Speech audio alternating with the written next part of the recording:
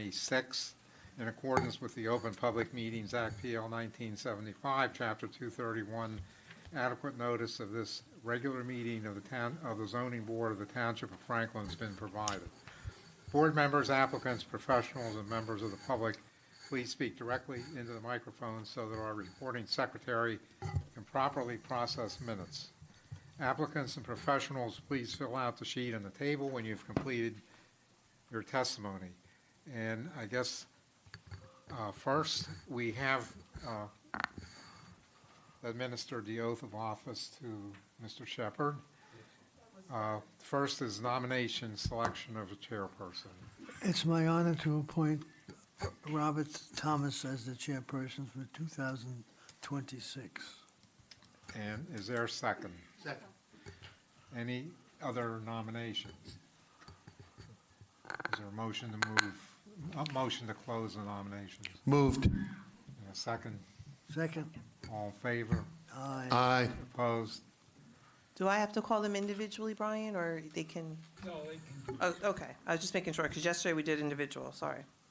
Okay. Okay. Nomination, selection of vice chair. We'll open. It's my honor to reappoint Bob Shepherd as the vice chairperson for 2026. Is there a second? I'll second. Any further nominations? All right. Move to close the nominations. And again, it'd be the same thing. That's no opposition, so congratulations to Mr. Shepherd again. Board attorney interviews. Planning Board Counsel, ZBA Counsel. I believe we have one applicant. And Yes, that's correct. We have one application that was received, and that was the board's current firm, which is Eric Bernstein and Associates. And you're representing the firm? I am, Mr. Chairman, and although the competition was fierce, I'm very appreciative of the opportunity to serve as your board attorney for another year. Any members have questions? Yes, as I always ask, I presume that your attendance to this Board of Adjustment does not conflict with any other appointments that you have. No, it does not, Mr. Rosenthal. If there are no other questions or comments, we'll entertain a motion. You want to make it? I'll move to, okay, the board counsel, Bernstein, et cetera, as board attorney to the Board of Adjustment. All right, we need- Second. Okay. No other nominations, so welcome aboard again. Thank you very much. Very much appreciated. Witness oath, and we can add Darren to this too, right? Yeah. For the year, Mark and Darren. Meet you, Brian.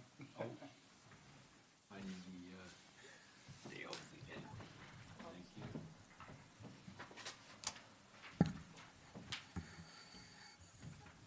Raise your right hand. Repeat after me. I state your name. Mark Healy. Are we here at the same time? Yes, Oh, okay.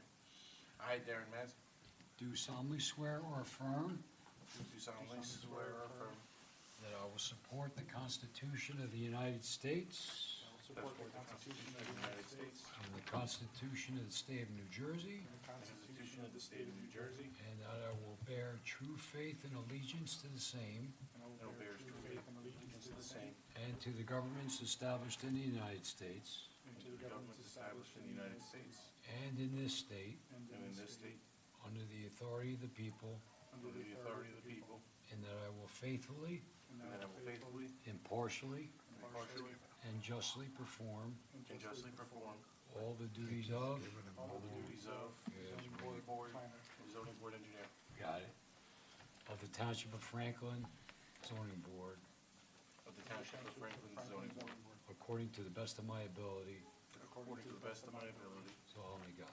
so help me God. Congratulations. Should harmonize that. You have to rebuild all like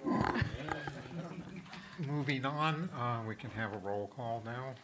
Okay, Alan, thank you. Alan, Rich, and Cheryl Bethia asked to be excused this evening. Richard Prokanic. Here. Basim Verdas. Here. Gary Rosenthal. Here, Robert Shepard. Here. Michael Doherty. Here. Kunal Lakia. And Chairman Thomas. Here. Minutes, regular meeting for November 6th. Basim is the only one that cannot vote. I'll move. Second. Richard Prokanic. Yes. Gary Rosenthal. Yes, Robert Shepard. Yes. Michael Doherty. Yes. Chairman Thomas. Yes. Moving on into hearings. Valet Yudhan, ZBA 24-00002. Applicant requesting a relief of condition from the previous approval with regards to the height, which was reported incorrectly for 21 Highland Avenue, Somerset, Block 194, Lot 20.01 in the R7 zone. This is carried to February 25th, 2026, no further notification. First hearing, actual hearing this evening, Ramkumar Venkatamaraman, ZBA 25-00023. Applicant is seeking permission to build 414 square foot sunroom.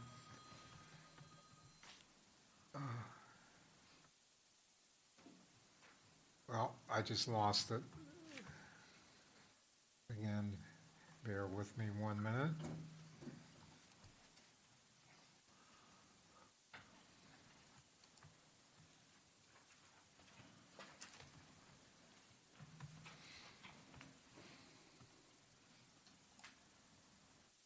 414 square foot sunroom addition to the rear of 171 Second Street, Block 424.02, Lot 2911 in the R20 zone.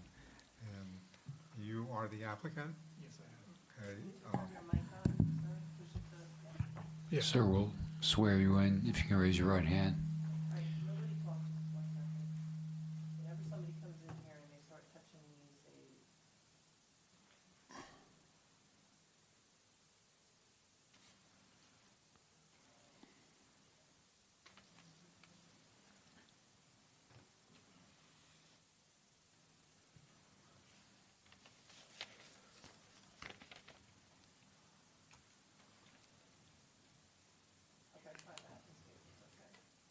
All set?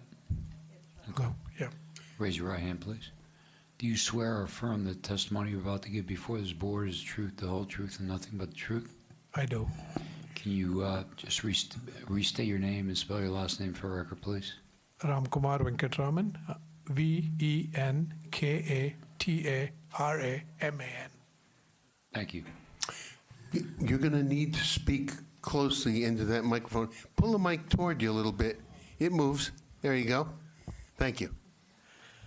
Would you give us a quick overview of what you want to do? Yes, so I have a raised deck in a backyard with a walkout basement, and I'm looking to build a sunroom. I have a beautiful backyard that opens into the woods. I want to build a sunroom there, replacing the deck and extending some of the living space. Okay, it appears that you're here for a rear yard variance, 50 feet required, 45 feet proposed. Is there anything we can do to cut down that? It's a very uneven lot size. Even the 5-foot extension that we're asking is only for 1/3 of the space, because the line goes pretty across my backyard, and it makes it a little tough. To have anything less would not be optimal. So just trying to make it even. The issue is only because of the very odd size of this lot, most trapezoidal. It's. I mean, I'm extending this for about 36 feet. It's only about 12 feet that goes beyond the setback. The rest of it is well within the setback. Okay, any board members have other questions? Yes, I'm very curious about this. The plans I'm looking at. Looks like the sunroom is going to be elevated about, well, a whole story, right? Yes, it'll be raised. And I have my architect here. They can give you details if you want But yes, it's going to be, I have a walkout basement. Okay. I have a raised deck. So the entire sunroom will be raised. So the deck itself is raised, and is the raised deck going to incorporate the already existing part of the deck?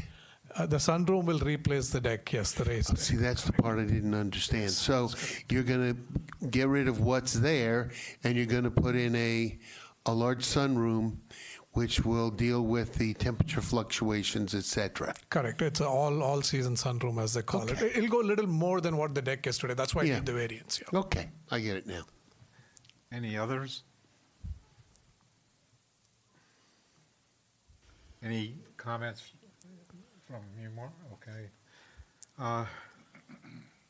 We'll open to the public. Is there anyone in the public who would like to ask a question or make a comment about this application? Then we'll close. And if there are no questions, I'll be happy to entertain a motion. I move that we grant the applicant a variance to extend his sunroom past the back setback line for Block 424.02, Lot 2911. We have a second? I'll second. Richard Prokanic, Yes. Vasim Verdas. Yes. Gary Rosenthal. Yes. Robert Shepherd. Yes. Michael Doherty. Yes. Chairman Thomas. Yes. Okay, good luck. You're free and clear and legal. Thank you. And Looks Brian- like it's going to be nice. And Brian, for the purpose of the record and I think the materials that have been submitted, I should say, reflect the fact that, as the applicant said, the majority of the sunroom is in the compliant situation. It's Yeah. kind of just that rear left corner. Right. And that there is no neighbor to the rear. There's a forested area in the back, and then it's basically open space beyond that. Right. So in terms of community impact or what have you, just for the record. But again, that's all part of what's been submitted It's and part of in the TR application, yeah. And in the TRC report. Okay, JCIOS Acquisitions, ZBA 2500020, D1 use variance. Wait. Yeah. do apologize. I was going to ask this question earlier. Use the mic so we can, Can I? Here's the mic. Mike, Yes. Yeah, my name is Brian Adams. I'm the technical director for NJ Sunrooms. I just have one question. I've been to many of these, probably 100 over the 30 years that I've lived over here. Am I right in saying that the resolution will be read out at the next month's meeting, and then any permitting can be applied for once that resolution is forwarded to the customer? We obviously can't apply for permits now. We have to wait for that resolution to be adopted. Is that correct? That would be correct. Yeah, I thought so. Yes. Just want to make sure it's the same thing. Thank you very much. You're welcome. okay, again, we'll go to JCIOS Acquisitions, ZBA 2500020, D1 use variance, preliminary final major site plan with C variances in which the applicant's applying to develop the site with an outdoor storage facility at 945 Route 27, Somerset, Block 88.01, Lot 7.01 in the B1 zone. Good evening, Mr. Chairman, members of the board. Simone Calley of Calley Law LLC on behalf of the applicant. Before I get started, I have to say thank you to Ms. Christine Woodbury. I'd be remiss if I didn't. Our firm, I have known her for 10 years, and this is my first time meeting her in person. It is such a pleasure doing business in a township with such a competent and, of course, kind secretary like Christine. She shepherded us through this process, making it virtually painless from an administrative standpoint. And I just have to say how wonderful she is, and thank you. That's good. I'm sure she appreciates that. We appreciate that. But back to- Still probably not going to get you a raise. But back to business, Mr. Chairman, as you summarized, we are here tonight seeking site plan approval, use and bulk variance relief to modify and expand the existing outdoor storage use at the subject property. I have 4 witnesses with me this evening that will present our case. First, I intend to call the Vice President of the applicant entity. He will discuss the proposed operations. Second, we will call our project engineer. He will take you through the existing conditions on site and describe the proposal.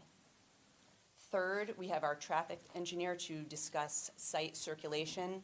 And last but not least, our professional planner to take you through the planning proofs for the requisite planning variance relief that we have. Unless there are any preliminary questions of me, I would like to just dive right into it. Since we have a few witnesses, we will be as brief as possible, but we do want to make a thorough presentation to your board. Go right ahead. Thank you.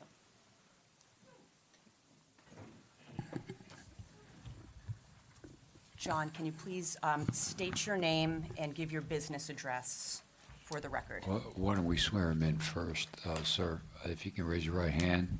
Perfect. Do you swear or affirm the testimony you're about to give before this board is the truth, the whole truth, and nothing but the truth?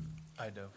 Now, what you need to do Now you can state your name and is Spell it have out. that microphone, like as far as it is from my mouth, that's how far yours should be. Pull it toward you. Okay. Yeah, I'm John Gribb. I'm with JD and iOS, and my address is 330 Madison Avenue in New York, New York. Thank you.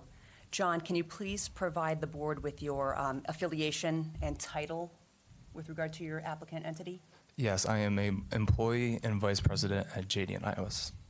And the applicant entity is the contract purchaser of the subject property, is that correct? That is correct. Mr. Chairman, I present Mr. Gribbs as a lay witness with regard to operational testimony for purposes of our presentation tonight. I don't think there's any issue with that. So. Thank you, counsel. John, can you please provide an overview of JDN, the applicant entity? Sure. Yeah, JDN is a national purchaser and operator of industrial outdoor storage properties. We've been around for 3 years and manage over 900 acres across 140 plus properties. Nationally, we also own 3 properties in New Jersey, one in Elmwood Park, one in Trenton, and one in Sayreville as well. And you also have properties outside of New Jersey, correct? That's correct. We buy nationally as far as west as Seattle. And with regard to this subject site, you would retain ownership of the property, is that correct? That is correct, and we would be responsible for the approvals if granted. So you would oversee day-to-day operations on site? Yes, that's correct. Have you identified a tenant at this time for the property? We do not have a tenant at this time. Our plan is upon acquisition, marketing this to local, regional, and national tenants. Is that standard for your industrial sites? Yeah. Have you identified the tenant post-entitlement, post-approval? It can go both ways, but this is not regular. Please describe to the board what day-to-day operations would look like on this site, should the board be inclined to approve the proposal. Day-to-day operations would be ensuring that the site improvements that are planned for the property are installed properly and up to code. We would be having on-site presence with a prospective tenant, ensuring that everything is being complied and all the items on the property are being stored and also up to code. And we would also be doing any maintenance when it comes to future developments on the property.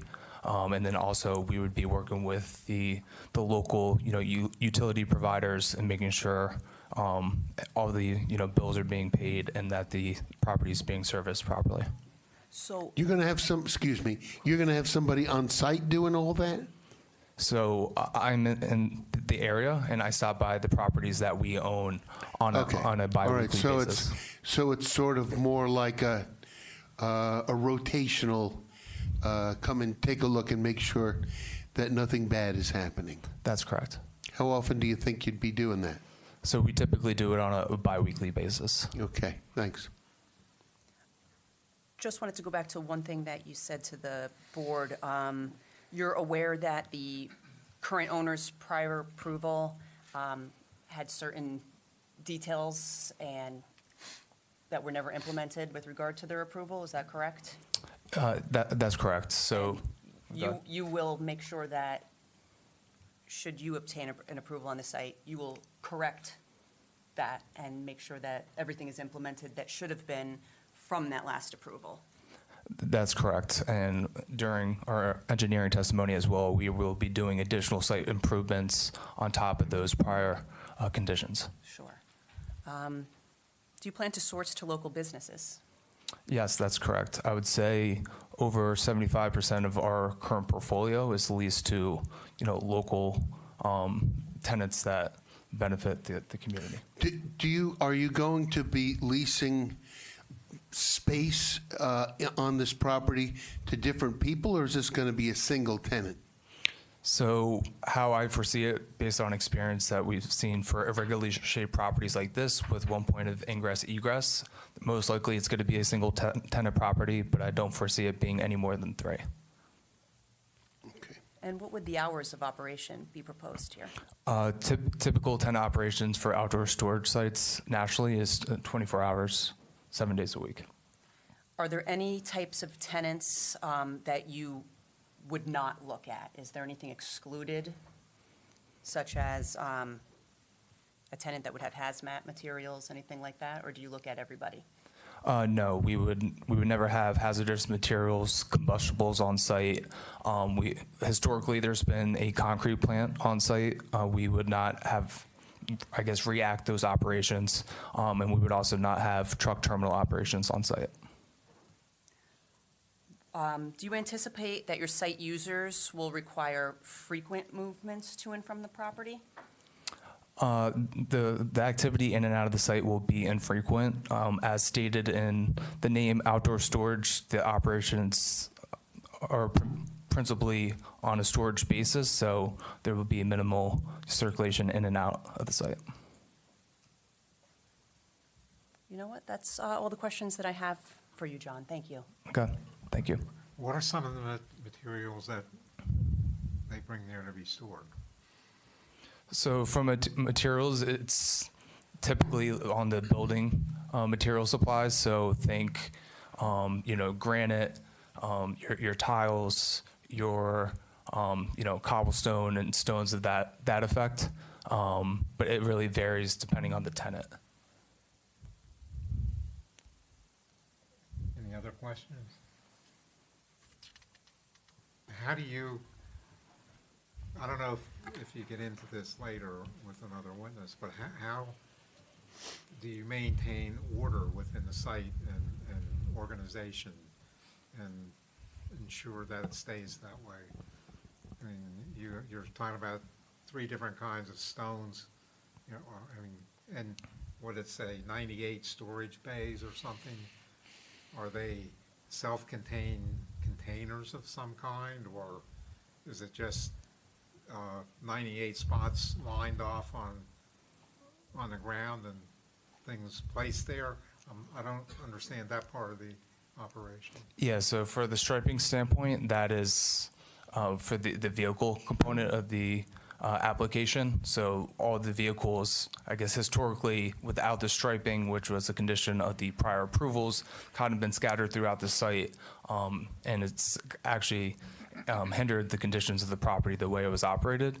To answer your question directly, when it comes to the equipment and the materials and supplies, those would be stored over the striping, but it would be in accordance with the ordinance where those materials would not be of a make that would be easily, transportable off the site.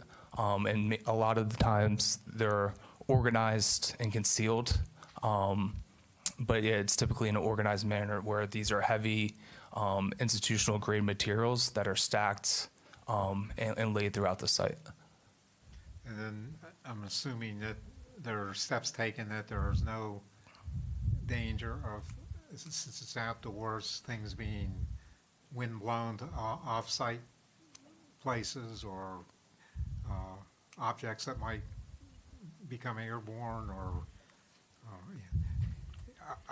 you have to excuse my ignorance in this. This is the first application of this kind in about all the time that I've been here. So I don't know anything about your operation, so you're kind of starting at ground zero. Right. So I would say on the materials basis, it's less so those that attract dusts and stacking of soils and stuff and sediment that could be easily, as you mentioned, blown off.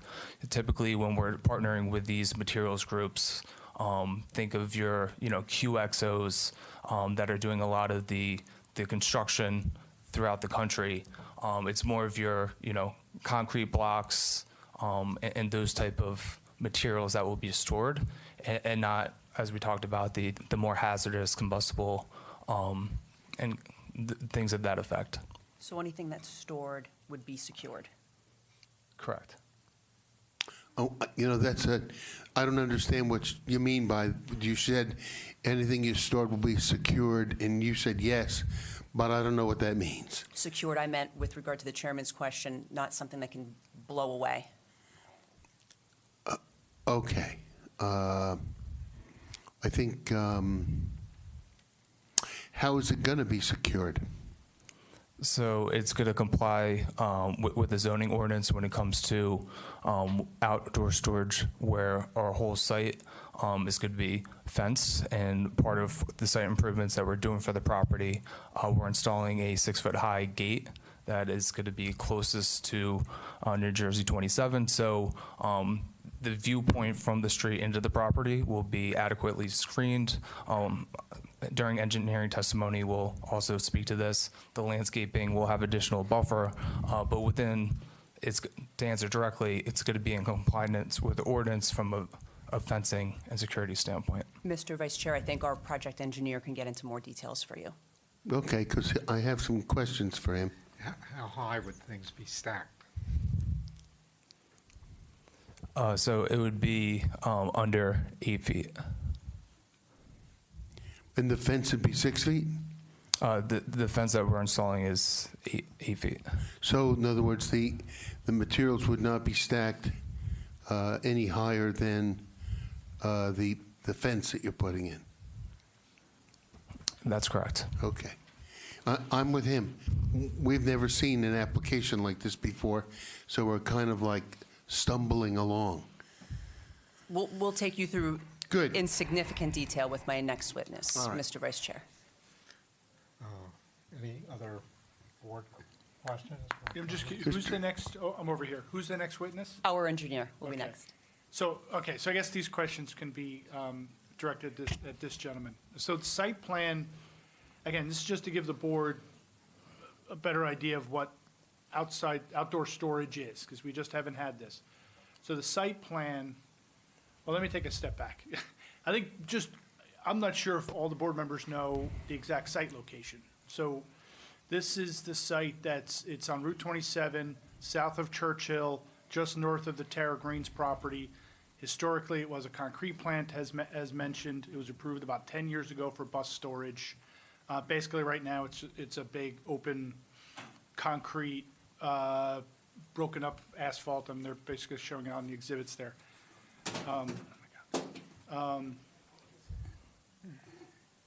So that's the location. The site plan shows 98 like striped storage areas. I don't know what else I look at them, they look like trailer spaces.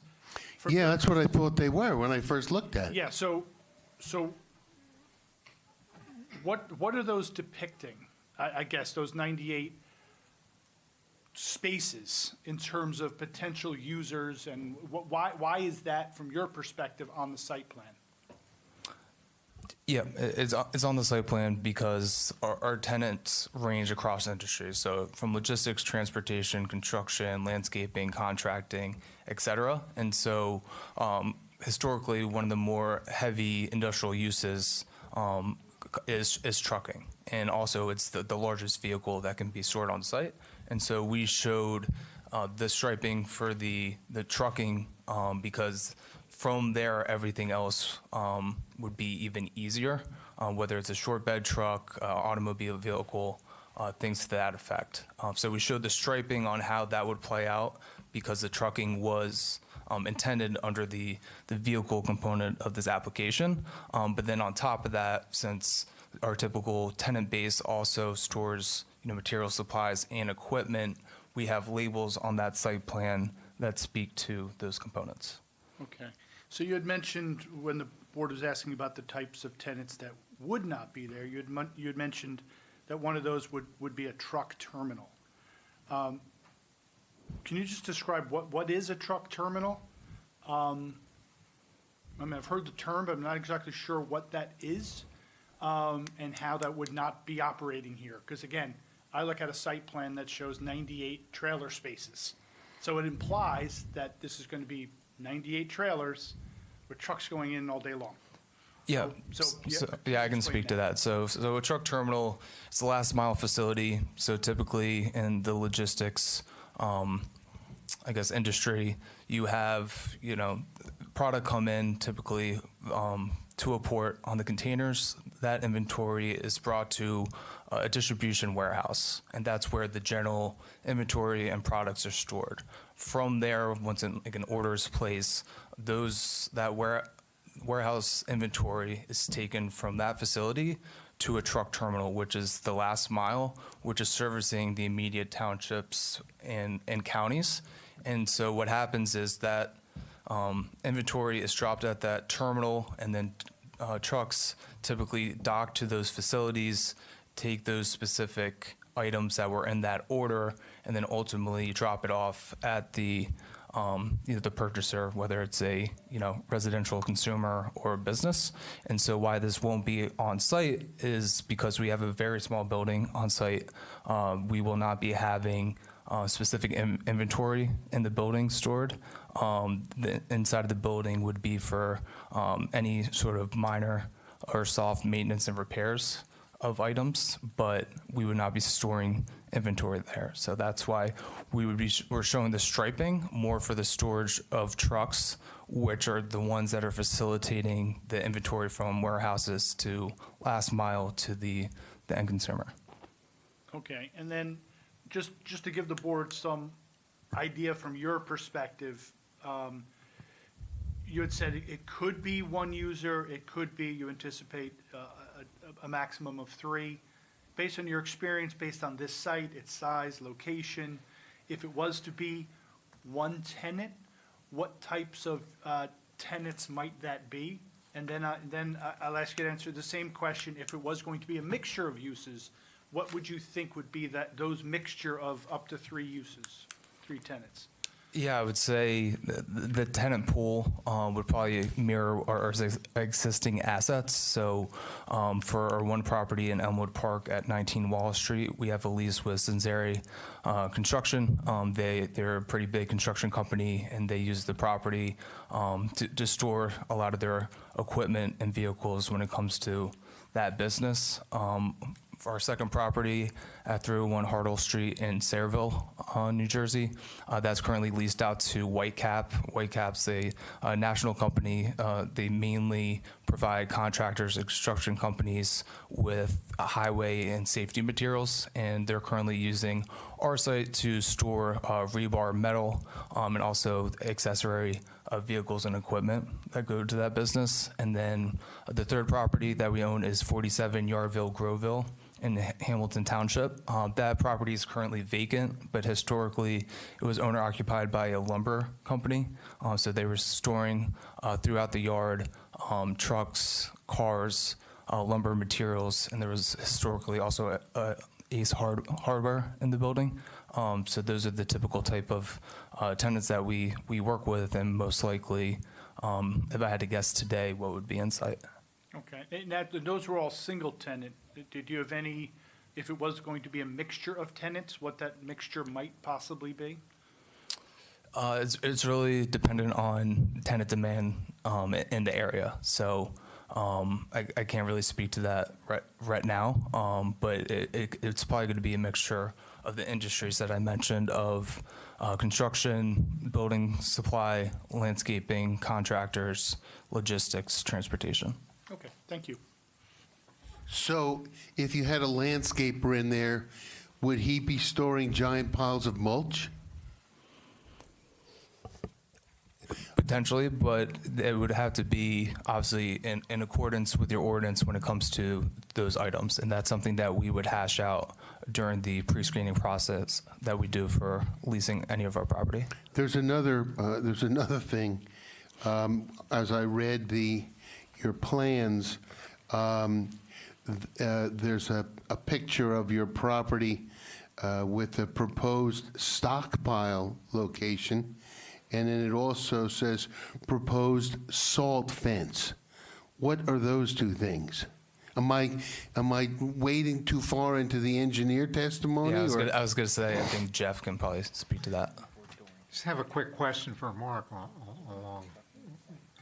Do we have any standards or ordinances regarding mulch storage? I don't believe so. I'll look through our ordinance, during the course of this hearing. If I don't find any, that might be something that the board might want to talk about as far as if at the end of the hearing you were inclined to grant an approval, we might want to set up some parameters. I could say, generally speaking, anything that's proposed will comply with your outdoor storage ordinance, of course. Yeah, well, I understand that, but right now, what I'm hearing is you have nothing to comply with as far as mulch, Yeah, something like mulch. We may not have standards because it's not a permitted use. So I mean, would it we be, don't regulate something that's not permitted. But I'll Mark. look to see if there's something we can point to. could we just limit it to no loose items? Like Well, I mulch? think you want to hear the whole testimony. Yeah, well, I'm just but saying, if we get to that point. Yeah, I mean, the board would have to talk Yeah, but- about, whatever, at the end of the day, what the concerns are. You may want to have a discussion of, again, perhaps having some parameters on how they have, the loose materials have to be enclosed, or maybe at the end of the day, you're not comfortable and prohibit it altogether. I think we have to go through and have that discussion as we go forward.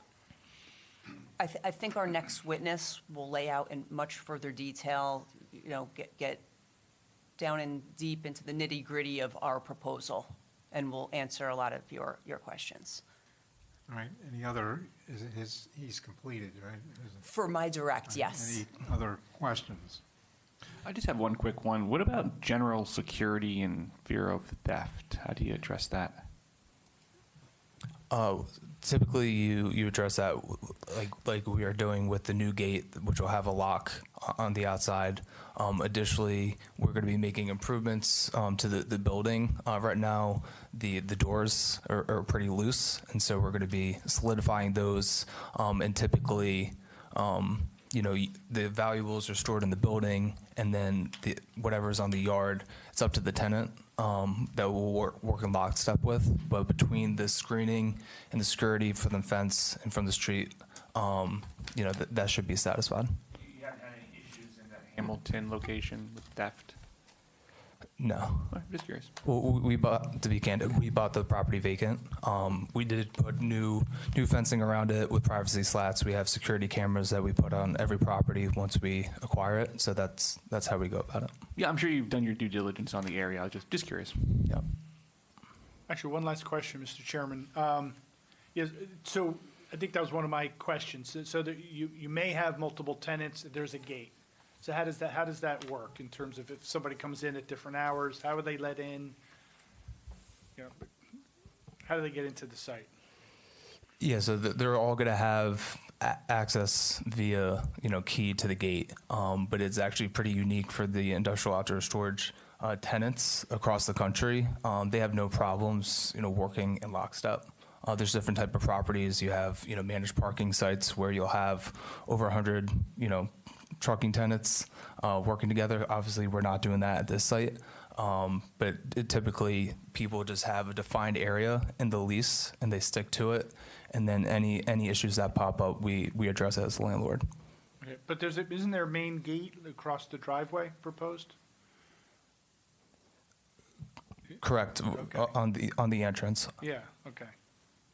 And, okay, so they would use a key? Yeah, so if they were to lock it, there's going to be a key, and Jeff, our engineering representative, can speak to it. But yeah, they'll have specific access to the site, and define premises. Okay. All right, thank you. Yep. Is there an average number of trucks that you have in a typical site? It really comes down to the acreage and the configuration of the site. All right. Any other questions? All right, all of the people seated in the audience are connected with your application, I take it, except for our reporter. Yes. Okay, so I guess there is no need to open to the public. Well, you should go ahead and. All right, we will open to the Formality public for anyway. questioning. Obviously, I I'm actually do seeing- have a question. You said something about your potential tenants could be landscapers. So what about any chemicals like fertilizers or something? Will that be? He said no. There won't be any like landscaping chemicals storage? Yeah, so we pre-screen all the tenants on what their plans for the property are, what they're going to be storing, both when it comes to what the item is and the quantities. And so we also have an in-house environmental counsel that we screen everything through, and we make sure that, like I testified earlier, that nothing's going to be hazardous or flammable to that effect. He said, So none of these people store cans of gasoline or, things like that? They have historically, but that's why we come in, we clean up the sites, and we make sure those are removed. But your tenants wouldn't be? I can't say, because I don't know who the tenant is, but yeah, most likely we will not be storing gas and things of that effect. Okay. Again, we'll try this, we'll open to the public that is not here, so there's nobody coming forward. We'll close, go for your next witness. Thank you, Mr. Chairman. Our next witness is our project engineer.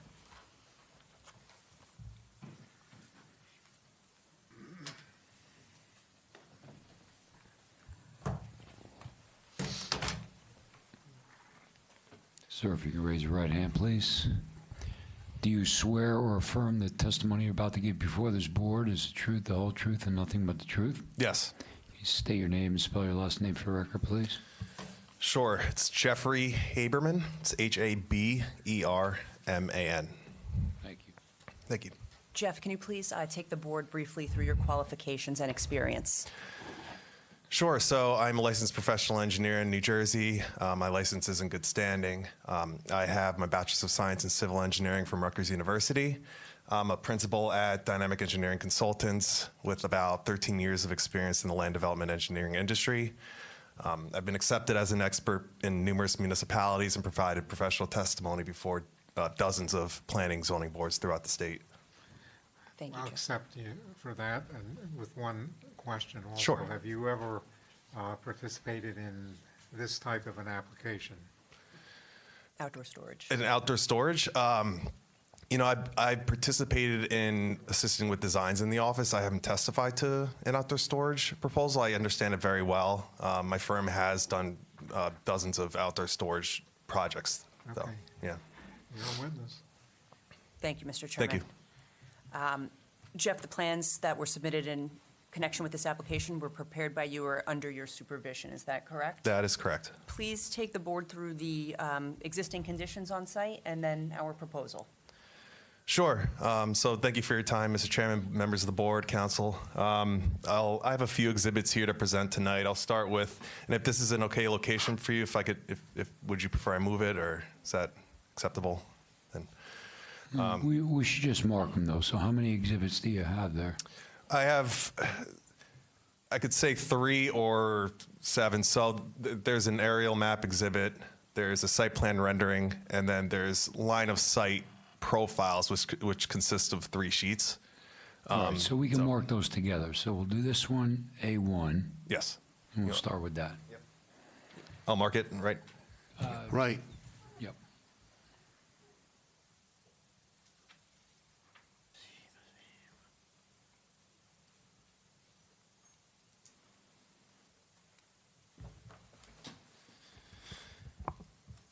All right, great, thank you. So this first exhibit here is entitled Aerial Map Exhibit.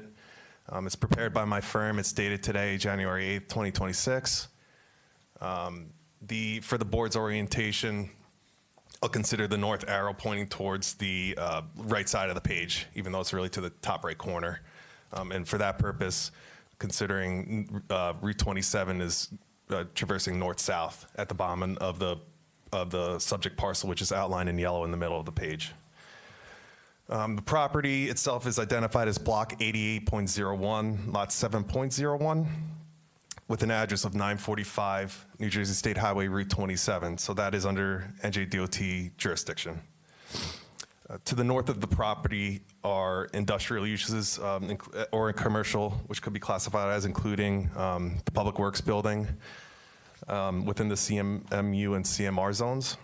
To the west is undeveloped land in the GB zone, general business, with industrial uses beyond that.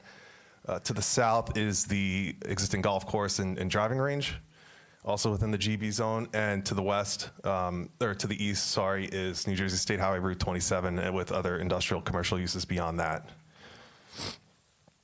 So as you can see, the subject parcel outlined in yellow is in a regular shape. It's triangular, which somewhat limits development potential as you travel further west into the site due to the setbacks that come to the pinch point on the property. The frontage itself is bisected by the Family Dollar store. On the southern leg, if you will, that's where the existing full movement driveway is currently located. Now, you're going to have to work with me on this.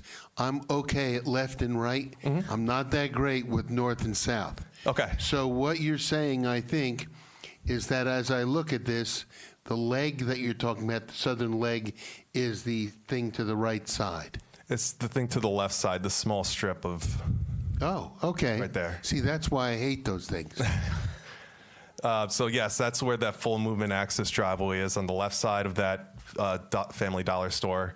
On the right frontage, on the right side of the store is generally wooded areas. There's also a wetland area, a low-lying wetland area that we currently have an application into the NJDEP for a letter of interpretation to verify those wetland bounds. So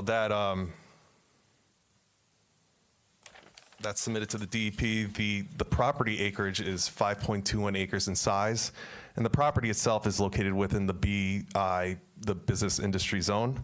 Some of the permitted uses within the zone include general professional offices, laboratories, banquet facilities, hotels, data centers, light manufacturing, self-storage facilities, as well as childcare centers. In terms of the existing improvements, as you all are aware, it's currently developed and was previously approved as an outdoor bus storage use and office use back in 2017 and operated for a few years in that manner. And before that, it was a concrete plant for a number of years. There are 4 existing structures located on site currently. 3 of the structures are on the south or along the left property line. And the 4th structure is at the top of the property, which actually straddles the property line and is on the adjacent property, partially. Another important item, as you can see in this image, is with regard to circulation patterns. There essentially is no traffic control on the site as it is currently shown. I believe that would be the matter related to the prior applicant not installing certain improvements on site, including striping, circulation, to make it effective for bus storage. On top of that, the site is certainly not kept that well at all. There are portions of the existing concrete surfaces on site that are dilapidated, and the northern half of the site, under the prior approval, was supposed to be paved. It's currently, it wasn't paved, and it's currently just compacted gravel at this time. Other site elements that are lacking include lighting. There's no real lighting on site to assist with any vehicular circulation. There's also no true landscaping screening along Route 27 to shield the view of the site from Route 27.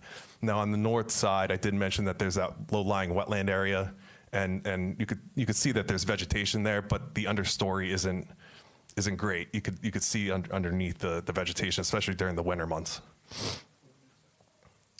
The majority of the site is There's no fence there? There is no fence along that. That's actually a wetland area with a transition area, a 50-foot buffer. It encompasses essentially the entire frontage right up to Route 27.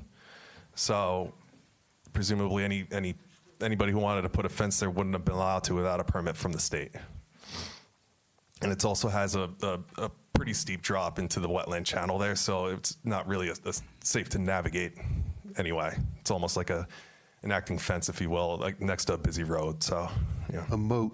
A moat, if you will. The majority of the site is currently paved. The number is 78.6% of the site. From a stormwater management grading perspective, everything drains from the top of the page to the east or towards the low-lying wetland area that's along Route 27. In addition to that, the prior user did stockpile a number of gravel material, sandy material, other soils along the wetland embankment, which is causing issues with the drainage, as it's impeding stormwater runoff from being able to drain right into that wetland area. So that's an issue that the applicant will be looking to correct, and I'll show that on the next plan. I did drive by the site recently too, and there's essentially no inlet infrastructure in the back of the Family Dollar store. So there's pretty good amount of ponding occurring in the current condition behind the Family Dollar on the subject property. So that's a condition that the applicant would also like to correct. With that, I'll move on to my next exhibit. We'll mark A2, the board's record.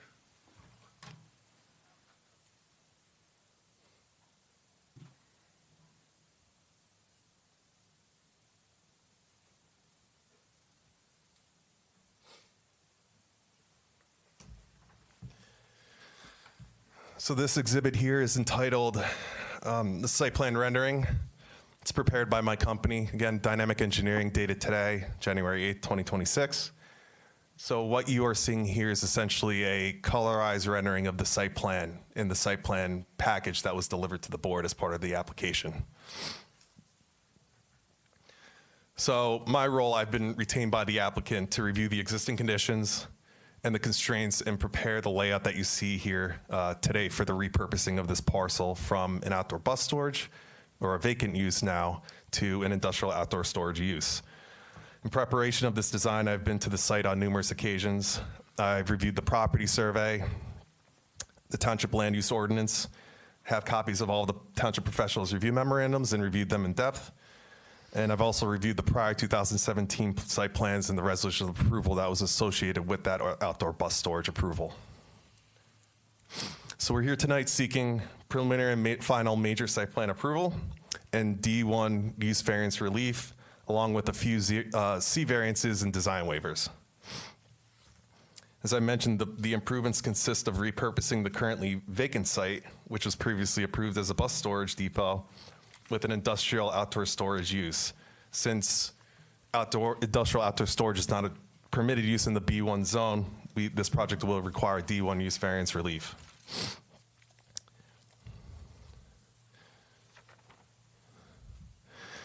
So when we first approached township staff and professionals about this project back last year, we were advised in OPRA, the prior approval documents, reviewed them, and we understand that the prior applicant didn't construct many of the site elements that they were obligated to construct prior to their operation of that bus storage operation. JD and iOS here is a national vendor who is very familiar with these types of sites.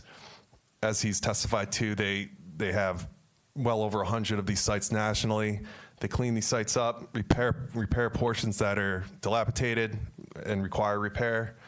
In this current proposal, they'll be proposing to pave the currently existing gravel areas with asphalt pavement, provide screening along Route 27, illuminate the site properly with LED lighting, and overall just operate the site in a safe and efficient manner that was previously not recognized at this site. And that's what they do for their dozens to over 100 sites nationally. First, from a vehicular circulation perspective, I think that's probably the most important aspect, as Mr. Healy here was speaking to earlier, questions about how vehicles maneuver the site, what's the point of the striping, why is it striped in that manner, and all great questions. So first, I'll really start from Route 27, where the existing driveway is, the full movement driveway, which is at the left-hand side of the site. It's full movement, all concrete actually coming right up into the site where the gate is. I might get up in a minute just to point that out. Do that. Yeah. The proposal. Do that. Do that. Okay. The proposal right now. No. Okay. There's a mic up. There's a mic. Use the mic on the stand. Okay. Okay. Great. Sorry. It's okay. Is this working? Yep, it's good. It's good? Yep. Great, thank you. So, I was mentioning this is where the full movement driveway is located along Route 27. This driveway, we're not proposing to modify it at all. It encompasses almost essentially the entire width of the right-of-way that leads up into the site. As a recommendation from the township engineer, actually, or your board engineer, I should say, you recommended that we repair the driveway to a better condition, as it is a little beat up, repair the sidewalk that crosses over the driveway parallel to Route 27, and we are certainly amenable to doing that as a condition of approval. And we'll need a small permit from DOT, but it's a pretty quick permit to pull for that type of replacement in kind job. As you travel further into the site, we've employed in our design striping improvements. Essentially what you see here is islands that are striped out in the middle here and along the outside. So I want to focus really on where the storage areas will be located on site. Okay, wait, so I'm sitting here and my curiosity is killing me as to why one side of it is gray and white and the other side is white and tan. What's going on the left-hand side there? It's a great question, and I should have explained that before. So on the left-hand side, where the beige color is, that's existing concrete surface pavement. On the right side, where it's a black color, if you will, dark gray, that's newly proposed asphalt pavement. That's where the existing compacted gravel is located. It's supposed to be paved in the prior approval. Now the applicant is coming in, and we are designing that section to be entirely paved so that it's a more efficient pavement, stronger pavement, and it can withhold the materials that'll be stored in that location. As for the striping that we're employing, we do have roughly a 35-foot drive aisle that we're striping on either side throughout the site to provide proper circulation so that vehicles understand where to travel as opposed to the free-for-all condition that it's currently in now. The majority of the storage areas are going to be located on really the right-hand side of the site, and I believe that was a question asked by Mr. Healy earlier. Why they're striped in a manner that it would seem like you're parking tractors or something. When we had originally designed the site, it was presumed that we would possibly have a trucking operation here, a trucking terminal. And that striping methodology would be the most restrictive type based on the length that you need to park a tractor trailer.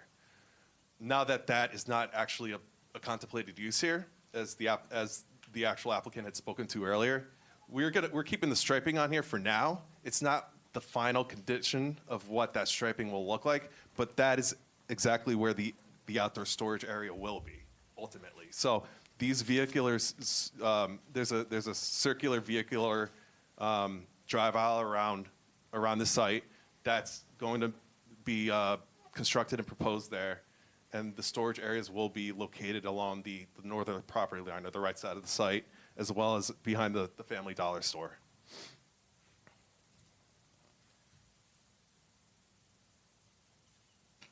I did mention the buildings in site before. There are currently 4 buildings. The one closest to Route 27, you'll see that dark gray color, concrete. That's one of the buildings that'll be demolished. So the one closest to Route 27, it'll provide better visibility from the roadway. That'll be removed. The next building further into the site, that will be a small office building use for their employees. and the tenants to occupy. The building further into the site will be a quasi either maintenance facility or a general office use as well. These typical outdoor storage users do want to have the ability to have a building on site. They may even store other materials inside the building themselves, but they want the ability to be able to maintain any vehicles that might be on site that their contractors might be storing. So someone is maybe going to be changing the oil in these trucks or doing some kind of maintenance on them? Maintenance is the right word. Changing oil, not really. It's not a car, an automobile facility or an automobile shop. It's more just a maintenance shop for their tenants to repair any of the vehicles that they might be storing on site. Landscaping vehicles might be stored on site. And they'll bring them into the shop. There are overhead doors on the building. Bring them in there, repair them, bring them right back to the outdoor storage space that they're allotted under their tenant contracts.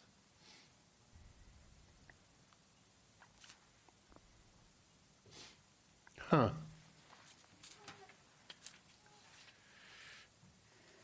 And there is, I did mention earlier, there's a fourth building that straddles the property line on the top of the site.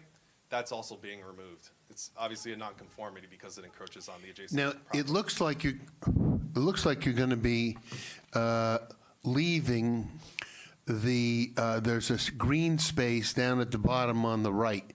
Looks like that's going to, is that going to be trees or bushes or what? It's Yes. green now. It's green, that's remaining. I have landscaping I was gonna get into that in a little bit. Okay. And I'm sorry if I'm jumping you, right. It's okay, no, I'll explain that. Same as the top of the site, this actually was all concrete before. Yep. Applicant's removing that because it's not really an optimal storage area. Right. Then, so they're removing that concrete portion, it's all dilapidated, and putting in lawn and. So even with those two pieces being returned to a green state, we're still at 80% impervious? We are a reduction in impervious coverage, about a quarter acre of a reduction of impervious coverage, so pretty significant amount. It was 78.6 in the existing condition. We're bringing it down to 74.5%. All right. Mm-hmm. Tell me about I'm jumping you again, but the dog house, they talk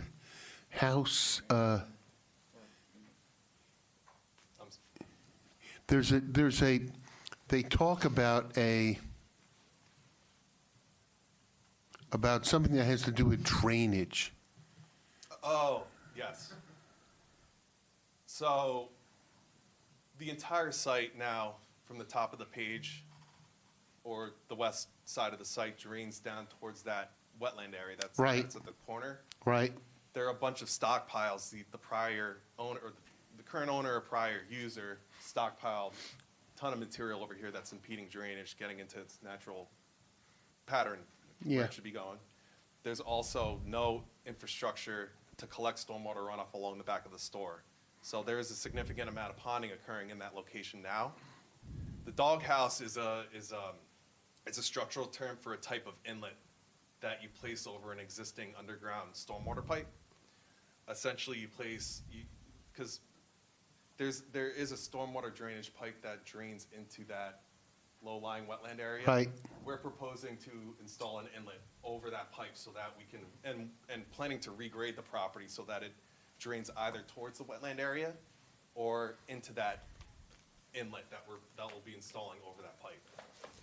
In addition, we'll be removing the stockpiles over here. We submitted applications to the state because it's technically a disturbance in a wetland buffer, but it's an enhancement to the condition because whether it should be there legally or not, we want to enhance the drainage condition on site. So we went ahead, the applicant advised us to file that application to the state to get a transition area waiver to remove those stockpiles.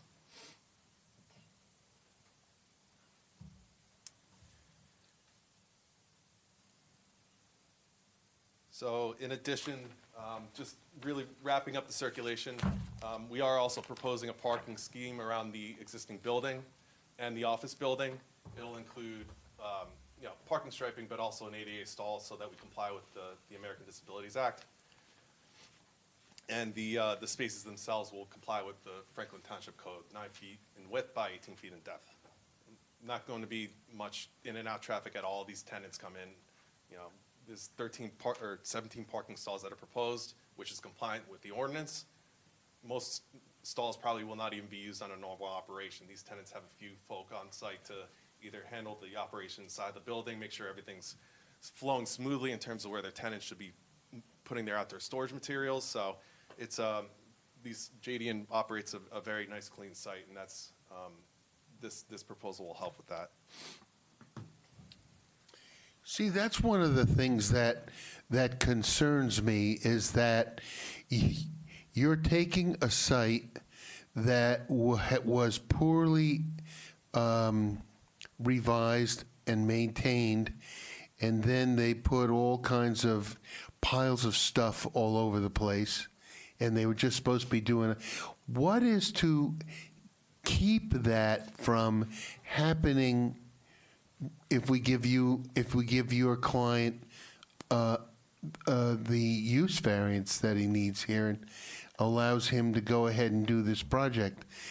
I'm concerned that, it'll look nice in the beginning, but then things will deteriorate.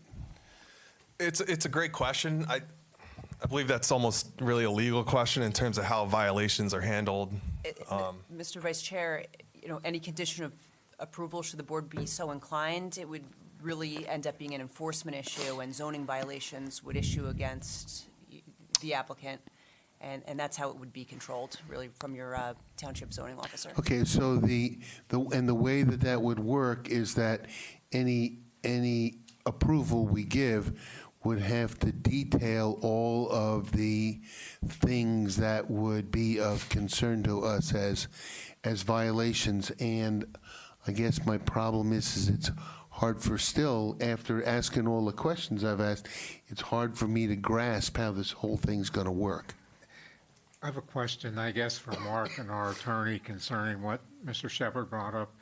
Is it possible, feasible, to work, if this is approved, a condition into the approval where there would be a township inspection, say, every 6 months? And I have no idea if 6 months is the right time frame or not. I'm putting it out for purposes of the question. I think we can put in as a condition of approval that would be subject to periodic inspections to confirm that it's operating the way it should be. I'm only trying to circumvent the typical problem where a violation would probably not be picked up by anybody unless it's reported by someone and turned into the town, who would come out and inspect it and find a violation. Purpose here would be to keep them from happening consistently.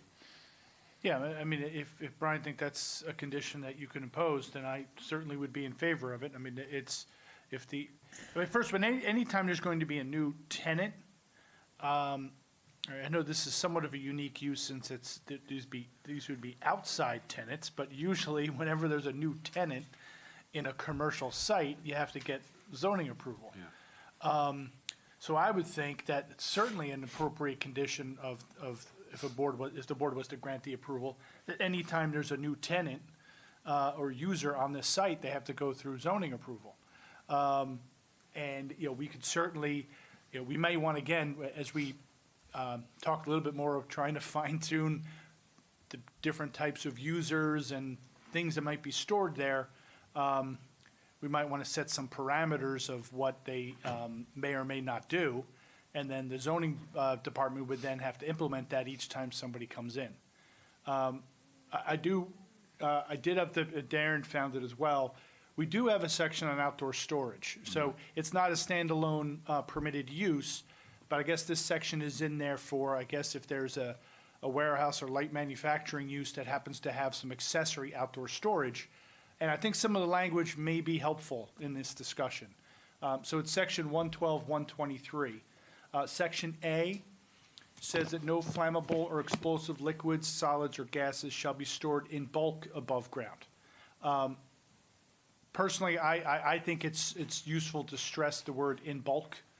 I think at the end of the day, if the board was to grant an approval, you know, if there's going to be landscapers and that landscaper happens to have a gallon of gas on his trailer, I don't think that's what you're concerned about here. I think this is somebody's going to have 100-gallon tanks of propane and 20 of them.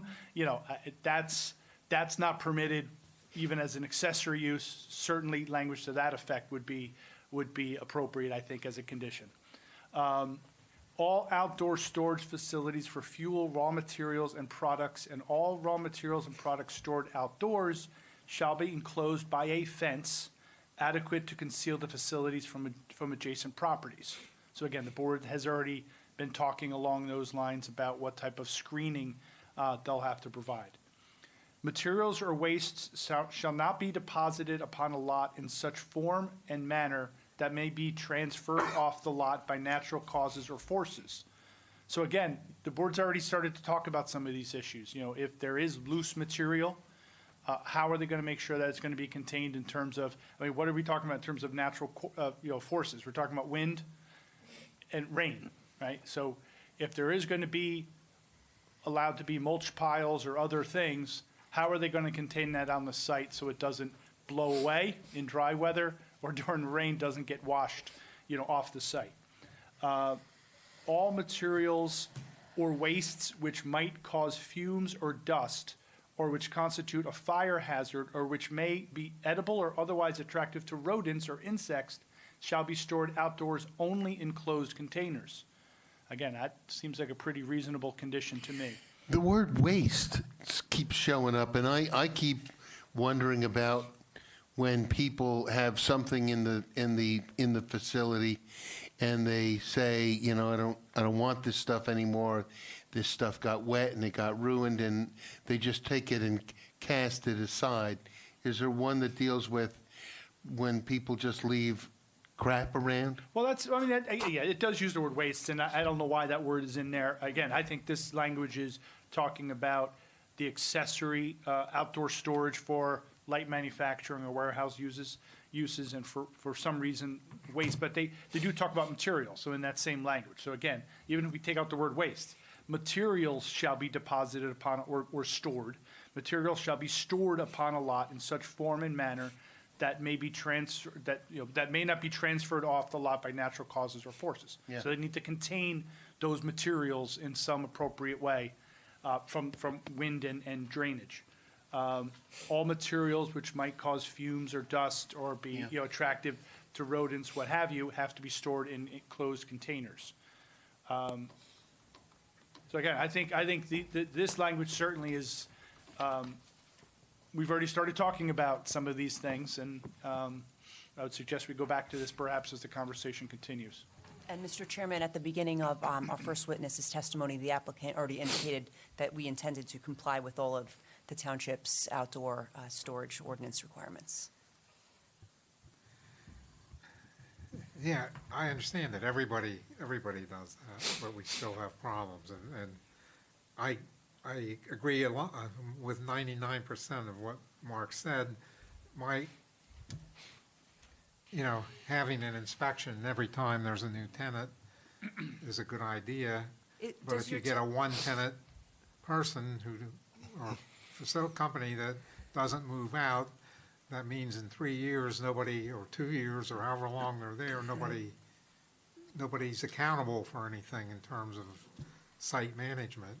So does the township have a change in tenancy ordinance that perhaps like a minor site plan committee oversees, change in tenancy? So that's what I was that's what I was referring to. And again, anytime there's a new tenant, somebody's taking a new office in an office building, and shoe stores going in a shopping center, you need a zoning permit, so and we review it to make sure That's what's great. that handles the Yeah. change. What about the person who's there one long-term person tenant. for a year, 2 years. Yeah, some but let me 5. clarify that, again, since we don't permit outdoor storage, that's never been applied to outdoor storage. I think certainly, again, if this board was to approve it, I think you'd probably want to make that, that in the resolution, just to make it clear that anytime there's a new tenant on this site, that they need to go through our zoning approval process. And if the board was to place conditions, and I'm just, bringing this up as a potential, let's say there was a user that was going to have, just as part of their operation, was going to have involved the storage of mulch or gravel or something like that, that they would have to show the town how they're going to contain those outside materials. To show us a plan how they're going to do that. Okay. All right, let's move on then.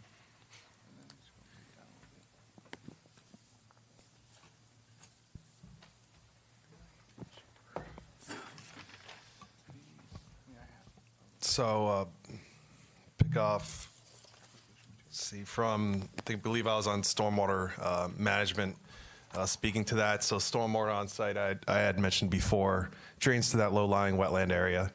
The proposed development is proposing to reduce impervious coverage by roughly 1/4 of an acre, down to, I want to say 74.5%, which is down from 78.6%.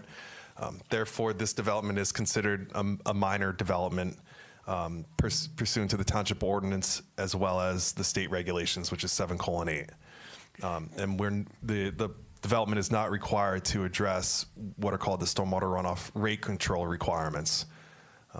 In furtherance, due to that reduction in impervious, water quality and groundwater recharge also do not need to be addressed because we've reduced the impervious coverage on site.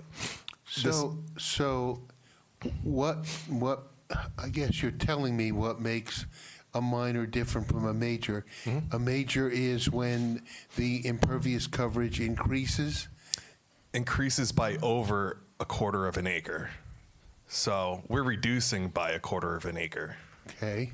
So because you're reducing by 1/4 of an acre, you're not obligated to do anything else with, even though 60% is what's permitted, the fact that you're reducing from 78 to 74 means that you don't have to explain why you're not concerned about meeting 60.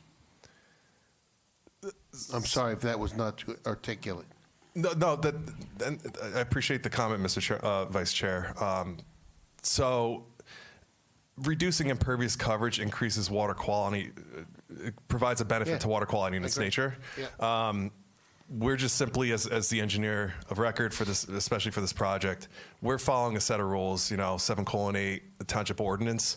They simply do not require you to implement any stormwater management strategies to enhance water quality beyond you reducing impervious coverage on site. If we were to increase impervious coverage by 1/4 of an acre, say, we would have to put in a stormwater basin or something to provide additional water quality measures. But because we are reducing, that's not required here. Yep. I think it's two different ordinances and two different requirements. So there is a cap on the amount of impervious coverage that you can have, but that doesn't address whether you need to do stormwater. Stormwater kicks in with the net increase. All right. I'm trying to summarize. It's good. You did fine. That was good. And just to clarify a little bit, I know it looks like there's an existing gravel area, but this site was actually a full concrete plant, so that's what's going as the existing condition. Yes. What was removed. So that's why you're seeing a lot, the impervious might look a little larger because you're looking at the gravel, but it's really the old concrete plant. And there are two triggers that would make this a major, and this project doesn't trigger them. One would be the increase in the impervious area by 1/4 of an acre. The other would be if there was a land disturbance area of an acre, but that's not it. This case is underneath that too. I believe it's like the 0.6 to 0.7 acre. Correct. So, Yes, Mr. Massa, I thank have you. a question, I guess, maybe more for our engineer. So how long ago are we looking back, like in terms of years, to that concrete plant? So just so I know the DP has the 5-year window, so, and I know you're looking at that, so on this application, they actually were making the argument originally that the gravel was impervious and it was at an 80% coverage, so I reduced that down to the 78 since it was the more restrictive of the two, and that's the kind of the way I interpreted it, because they could make the argument that the gravel is an impervious surface if it's compacted, and it's no longer recharged, so I went with the most restrictive of the two in that method, because I didn't think they should be granted additional impervious off a site plan that wasn't finished. Just because something isn't fully constructed and it sits for a period of time, I'm not sure the site should get credit for that, particularly when the stormwater regulations have probably changed twice since that point. Well, they're not getting credit per se, because we didn't accept, let me try, I think I had to word this a little differently. The site, we'd either have to evaluate it as, one of the two conditions, it would either be as is today with the gravel, which I didn't accept because I didn't believe it was the full final build-out, or we'd have to accept it previous to that. I don't think we could have accepted it as a grass or as an impervious surface, just because of what was there. It never changed back to a pervious surface. It was either always concrete or compacted gravel. Okay, but I guess my other question would be the determination of what's considered disturbance. I mean, so that entire asphalt area today is gravel. In That's the all included in the disturbance. I don't think it is. Let me go to the plan sheet. Because on your soil erosion plan, you just have a small little pocket next to the Dollar General. Identify that as disturbance being point whatever acres. And then you have another number for total asphalt overlay. Correct. So, and then in that asphalt overlay area, you're also grading. Correct. So the way that, and we actually have a certification from the Soil Conservation District, and they've accepted it in this manner too. Otherwise, we would have been tripped into other regulatory standards. What we did was, instead of land disturbance is considered land disturbance, what we're doing is building the section up. Well, you're also talking two sets of regulations entirely. So the Soil Conservation District doesn't have any jurisdiction on stormwater management, correct? They do. In what regard? If you disturb more than 5,000 square feet, you have to... But does the Soil Conservation District, that goes to the Department of Agriculture? It does, yes. And that has nothing to do with the NJDEP, who publishes the stormwater regulations? I mean, I'm obviously going to defer to our board engineer. I want you to speak on the DRCC interpretation you received as well. Sure, yeah. We've also submitted to the Delaware Red and Canal Commission. They've seen the project too, and they've issued an exemption for the project. So they're a state agency that's actually with the DEP. So they have the same regulatory stormwater reviewers. And then with the stormwater in general, you're adding that E inlet. I mean, are there pipe or capacity calculations for that inlet? It just seems like a lot of runoff going to one inlet. But again, I'll defer to our engineer. So as part of the other design, that inlet's leading right to the head wall, so it's all basically making to the basin, and there's a break point in the grading, so it's not all getting into that E inlet. But I thought that I saw we can discuss the capacity of that if that pipe needs to be upsized. But I believe from when I looked at it, the old application, that pipe was pretty underutilized, so. Yeah, I guess my overall concern would be the Dollar General just taking on runoff that is not being collected by the E inlet. I'll have to look at the grading, but I don't believe that there's a lip right behind the Family Dollar. I'll have to take a look at the grading plan. But in essence, I believe we'd have to, it sounds like as a petition, we'd have to work with you to provide the proper pipe sizing calculations. If not, we would have to just upsize the pipe and construct it accordingly. Well, and maybe additional inlets. Or that, well, yes, so there's certain flow restrictions, you're right, with in the capacity. Yeah. Yes, so maybe it's a double E inlet head, and yeah. Or you could split it, Or you could split it and put a couple in there, yes. No, that's a great point. We'll work with the board engineer to make sure that we can enact that as a condition of approval. Thank you. I just have some questions if nobody else does still. I guess the first question I have is, the concrete that is shown staying, I know we had a conversation that you would provide as if this was approved, a repair plan, because can you describe the condition of that concrete as of today?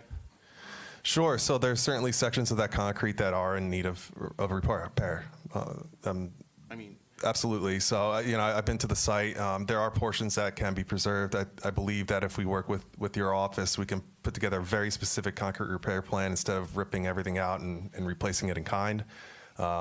It's been operating in this manner for many years now, and I think there's a way that we can clean it up and make sure that it's not only presentable, but structurally integrated into the outdoor storage use.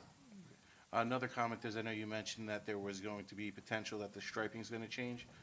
I would say that if that's the case, there needs to be designated no parking fire lanes, so emergency access can enter the site. Because if anything starts moving here, I'd be concerned that a fire truck couldn't make its way around the site. So just something to address, we're gonna wanna see some just striping on that and potentially signage.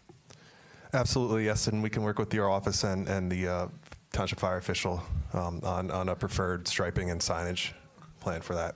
Okay, now, you didn't touch on what type of vehicle was gonna be entering the site. I know we had a lot of conversations about a WB 67. That's part of the site plan. Is that still the intent of a vehicle that size to be entering the site?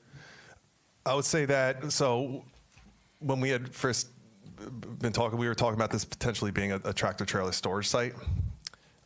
That is not what the applicant is intending to have here, so that will not be, they won't be storing tractor trailers on site. They won't be coming in and out. Predominantly, there may be a stray, tractor trailer coming in and out once in a while for a drop-off. Can't say that won't happen, but they will not have storage of trailers on site. So that driveway will mostly be utilized by, your WB-40 semi-trailer or any smaller vehicles, Sprinter vans. I mean, as we discussed, just for the board's knowledge, I do have concerns that WB 67 is entering the site. This driveway is not, if you look at, do you have that circulation plan available from? I do.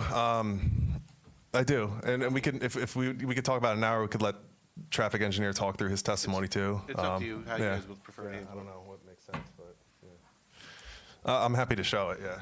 Yeah, if you could.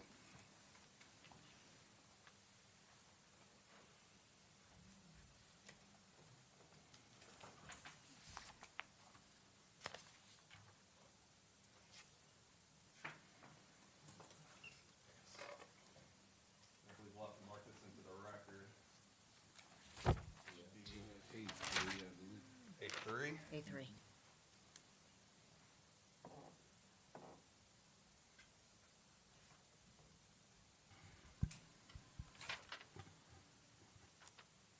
So just for future reference, 'cause I know Dynamic does a lot of applications, and I'm pretty sure the Cali law firm, in our correspondence, we told you need to come with a laptop to project to these screens. So I don't know if the board can see that, but just, again, both my report and Christine's correspondence said you need to come with a laptop to project. And the board put that in their bylaws. So luckily, there's no public here, but if there was public here, the chairman is has the ability to basically send you packing. So just understand that on future applications. Understood, Mr. Healy. Thank you. That was going to be one of my questions after the meeting, why we, From where you're sitting, but certainly they couldn't if there was public here.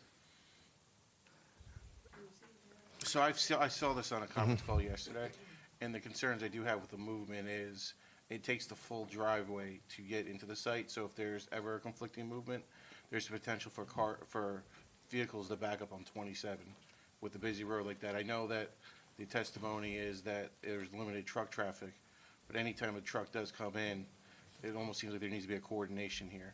So I do have some concerns with this type vehicle coming in. The old approval with a bus could make the turn in and out free flow.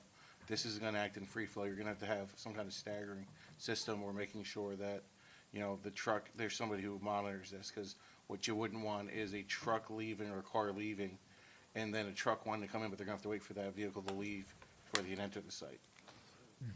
So that was the concern I've had on this. Yep. And understood, Mr. Mazza. I think one of the you know, when you hear some testimony from our traffic engineer, you'll hear a little bit about the, you know, the trip generation, the low intensity use of the site. Again, the applicant is not proposing any tractor trailer storage on site, so the frequency of those vehicles would be minor, infrequent. I think once you hear some of that traffic testimony, we could revisit that circulation plan. Essentially what that plan shows is that 67 making the maneuver into the site without impeding into the left lane, staying entirely in the right lane, maneuvering the driveway, isn't hitting any curbs. It swings a little far on the left side. Again, it's an infrequent movement that we would expect into the site, particularly since it's not a tractor trailer storage lot. But again, you know, we'll have some traffic testimony as well and can further elaborate on trip generation specifics. If we go back to your other exhibit, the colorized one, is it absolutely necessary to have all of the 100% of the concrete in brown that's in tan? For instance, the whole section to the west going up toward the triangle, is that concrete necessary? Not that, the other side, the other end. This side. Yeah. So this actually is necessary for turnaround movements, especially for emergency vehicles. If a fire truck comes in, you'll want that truck to be able to make that maneuver circular around that portion. That's why we left that clear of any outdoor storage, so that the larger emergency vehicles can make that maneuver. Well, I asked because, going back to impervious coverage, you're starting, in a sense, with a clean slate. So explain to me why we shouldn't expect much closer to 60%. I'm not sure what, Mr. Chairman, by clean slate. Well, you're redeveloping the whole parcel, basically. Sure. Why is it assumed that 78 or 74% is okay? Why not closer to 60? Well, that's another part of. There's more testimony to be heard on the planning side. I believe we do need to see variance relief for that impervious coverage increase or decrease even. You're going down from 78 to roughly 74. Is there other areas that we can reduce impervious on site? I hear that question. We could visit that and look at that. I believe that section is not a great area to remove impervious just because of the need for emergency vehicles to maneuver. But there may be a few other areas that we can, and I would be happy to revisit that to get closer to that 60% mark, such as maybe some of that area right next to that wetland area that's in that gray color. We can remove that and plant that with lawn area. That'll bring some of your impervious down. Maybe a small portion of the driveway leg coming up on the side where it's striped. I wouldn't do the driveway after listening to Darren, but, what about a little of the storage space behind the dollar store? So we are actually removing some of that already and putting in evergreen plantings, which will help with the screening into the site. So we're removing a little bit of that impervious right in that location. All right, well. We're also removing some of the impervious here. I think this is all impervious coverage right next to the wetland area, so we would be willing to remove that and plant that in lawn. All right, well, we'll see with the rest of the testimony. I'll keep an open mind, but it kind of looks like you're approaching a pretty crowded site. From an impervious coverage perspective? Well, even from the driveway perspective, if everything is occupied, all those spaces get occupied, it's going to be pretty crowded. And part of the reason for the impervious is you really have a need to pave everything because of what you're doing. So I don't know. I'm just kind of thinking out loud. Maybe I shouldn't. It seems to be a tight site. Yeah. to me. Miss- Maybe it doesn't to anybody else. I hear your concern, Mr. Chairman. I believe we're working with what we have right now, being an existing condition, already lacking a lot of site elements that should be in place now. There's no circulation elements in place. There's no lighting. There's no screening from Route 27. The applicant is willing to decrease the impervious coverage, and we're willing to even work further to decrease it more, in working with the board engineer to find areas that we can reduce that impervious coverage more. I agree with you that it's beneficial just from a water quality perspective. We are doing a benefit to the site, in my professional opinion, by creating this proper circulation plan. The storage of materials, I believe, it takes up maybe a third of the site as well. It's not a large area. Much of the area comprises of, there's still, the 25% open space. There are the buildings. There's the wetlands area. There's vehicular circulation aisles. So in my professional opinion, I believe that this plan is organized for this specific type of use. It's an unusual use. I'll give you, well, not unusual, but it's not typical. Unusual for us. It's not a typical. It's a newer type of use for sure. And we're willing to work to help to reduce that impervious, a little bit more to help satisfy your concerns with the impervious coverage. I think our overarching theme, Mr. Chairman, is, as you're going to hear in further testimony, particularly from our planner, it's a tough site, and what's there today can remain. I mean, this board approved that back in 2016, 2017.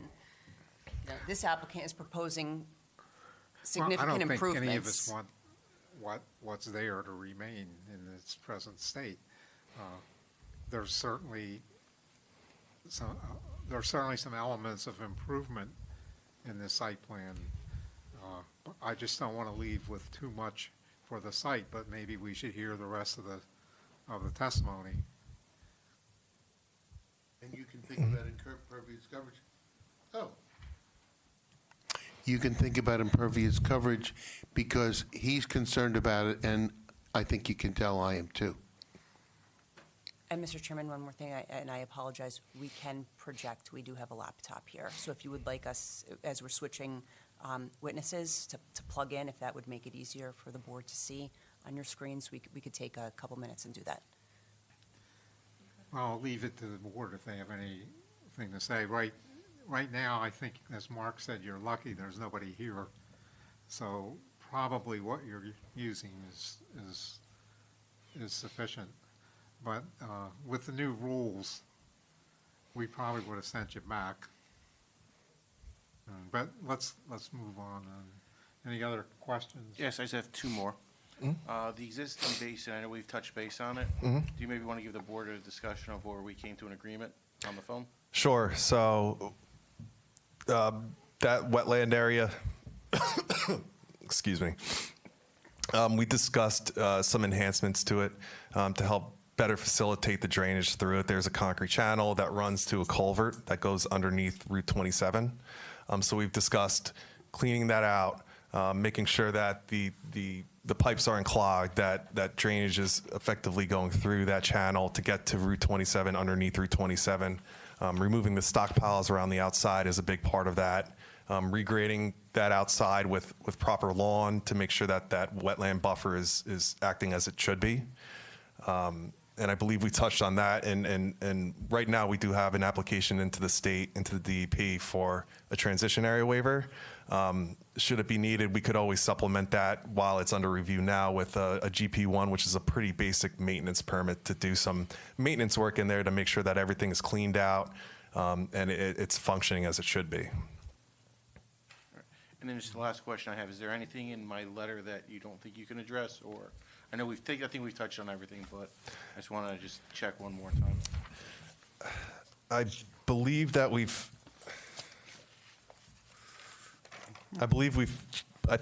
we've discussed everything here, Mr. Mazai. I don't have any other issues here addressing your comments. Touch on number 8 a little bit more? Number 8. And we spoke. Oh, sure. Yes. Yes, yeah. So first we spoke about the concrete pavement section, preparing a specific concrete repair plan. I mean the asphalt. The asphalt section. We are going to perform some geotechnical testing just to get a little bit more characteristic of the underlying soil, so we can provide a proper detail for that asphalt pavement section. And just so the board's aware, I had recommended a section of 2 inches of asphalt, 6 inches of asphalt base, and 6 inches of DGA. Now, what we've entertained in the past is if a geotechnical engineer comes in with a specific design for the site, we'll entertain it. So that's where we had left off, but I just wanted to make it aware that the 1.5-inch surface course is something I wouldn't recommend accepting on a board level, just because any turning movements, that asphalt wouldn't remain. Okay. Anything else for this witness? Yeah, I have a few questions, Mr. Chairman. So just a clarification on the testimony. So you said something to the effect that you're not proposing tractor trailer storage. Does that mean you're not proposing it throughout the whole site as apparently originally proposed, or you're not proposing it at all?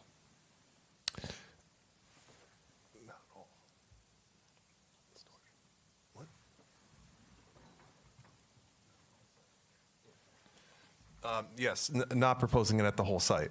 Yeah. So you could still have some. You could have tractor trailer storage on the site to some degree. You could have like a semi-trailer, like a WB-40. You could have landscape vehicles, construction vehicles. I believe that was part of the testimony about from the applicant about some of the operations and tenants that they could have on the site. But the larger tractor trailer, they wouldn't have those 53-foot beds stored. At all? At all. So none of the larger tractor trailers? Correct. Okay. I believe there was testimony previously about fencing, 8-foot fencing around the property. Could you show the board where that fencing is going to be provided? 8-foot fencing? I think the original gentleman spoke about fencing of the property.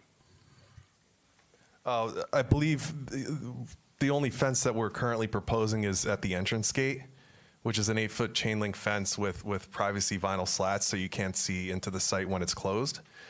We don't have any other perimeter fencing. There's existing fencing along the southerly property line, and then it's all essentially woods. Okay. Perhaps I misheard. I thought the testimony was that the site was going to be fenced in with an 8-foot fence. That's what I thought I heard too. That's not currently proposed on our site plan. I mean, right now, let me.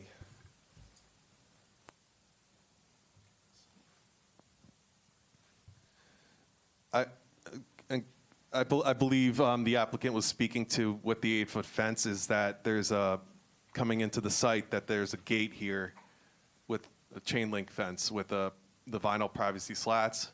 Can't see through them, opaque. That's 8 feet tall.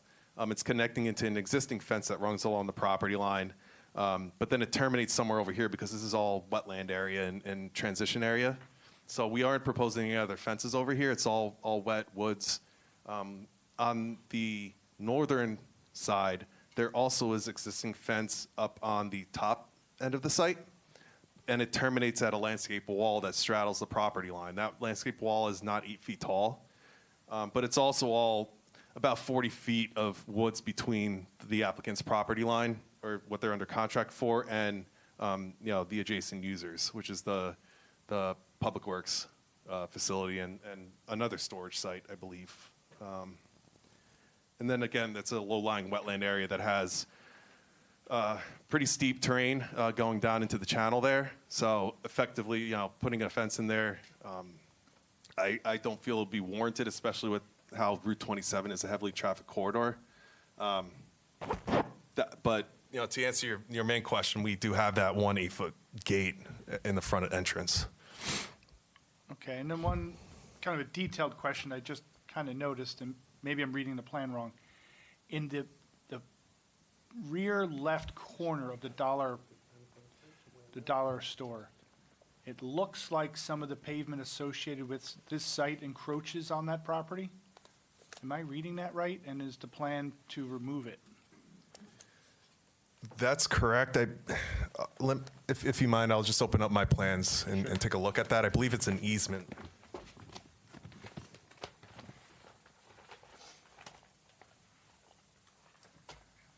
Yeah, so that. The rear left corner. Oh.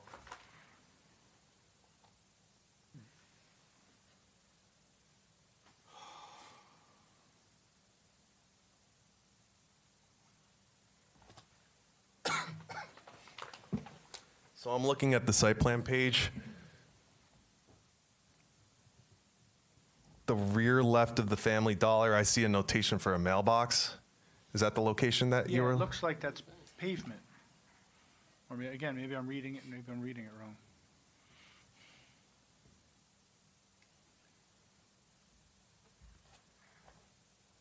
I'm not entirely sure on the Family Dollar lot if that's pavement or not. I believe there's landscaping right along that straddles the property line there, and there's a few trees, so I'm not entirely sure that would be a paved section. And if it is, that certainly wouldn't be an area that JDN would propose to occupy for any type of storage. Mr. Healy, I think if we are over the property line and we do not have an easement or any other right of access, we will pull whatever's over the property line. Okay, all right, thank you.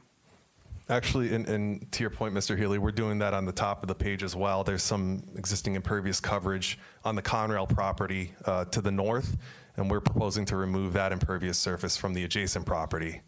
So that's another water quality benefit that I probably should have mentioned earlier, that we're not even including in the impervious coverage calculation for the overall development. Good, thank you. Thank you. Any other questions? Yeah, I'll just make just somewhat of a statement as far as my position in, as the planning director and enforcing zoning in Franklin Township. Generally, and my opinion is, I think there's still, in my opinion, if the board is inclined to consider the use, I think there's details to work out. I think generally, the use of having an area where people can have outside storage, from my perspective, is a benefit. I think this site is probably, there is access issues, and that's been the big part of the discussions, frankly, that we have had. If this site was going to be used for tractor trailers, that was a big issue of discussion with staff. But there's not a lot of sensitive land uses adjoining this site. I can tell you that we have had problems every day with landscapers popping up in residential areas, and it's like whack-a-mole. So, if there was having a location or locations where landscapers can go, store their vehicles, store their materials in a responsible way, I think perhaps other outdoor storage uses like that, having a location or a few locations in town where they can go is definitely a positive, as opposed to them popping up all in different residential areas and us chasing them around town for years at a time. So to the degree that this would incorporate those type uses and allow them, and again, control them, if we're going to talk about fencing and enclosing the areas of outdoor storage. Again, generally, I think if we go in that direction, that this could be a positive and perhaps reduce some impacts that we see in the planning and zoning department. So I'll just leave it at that. Again, I think there's still a lot of details to work out, but if we could move in that direction, I think there is an avenue for some positives. Okay, any other questions? I'll make the token opening the meeting for questions, which there are none, so we'll close. Next. Thank you, Mr. Chairman. Our third witness is our traffic engineer. Are you going to refer to A3? Okay.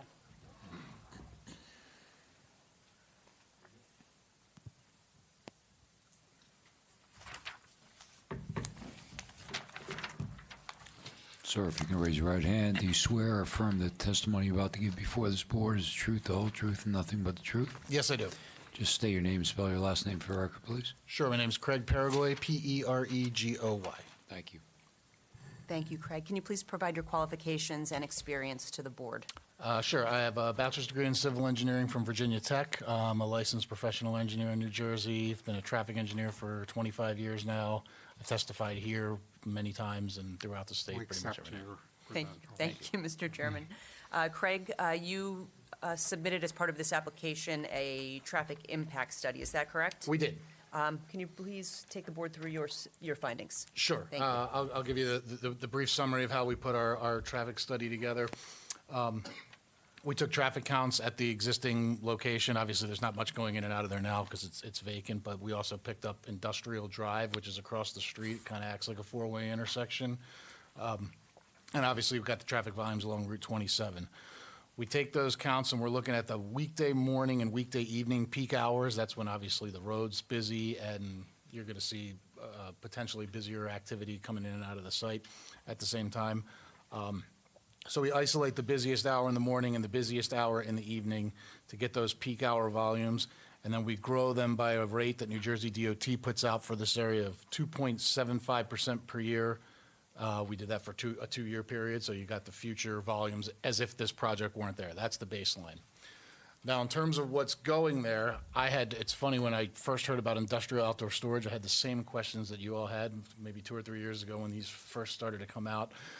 Exact same questions you were asking. What goes on there? What is this? You don't realize they're everywhere. They're kind of, you don't see them. They're like this, kind of behind things and everything. I first heard iOS. I thought I was getting an Apple update on my phone or something. But this is, these have become,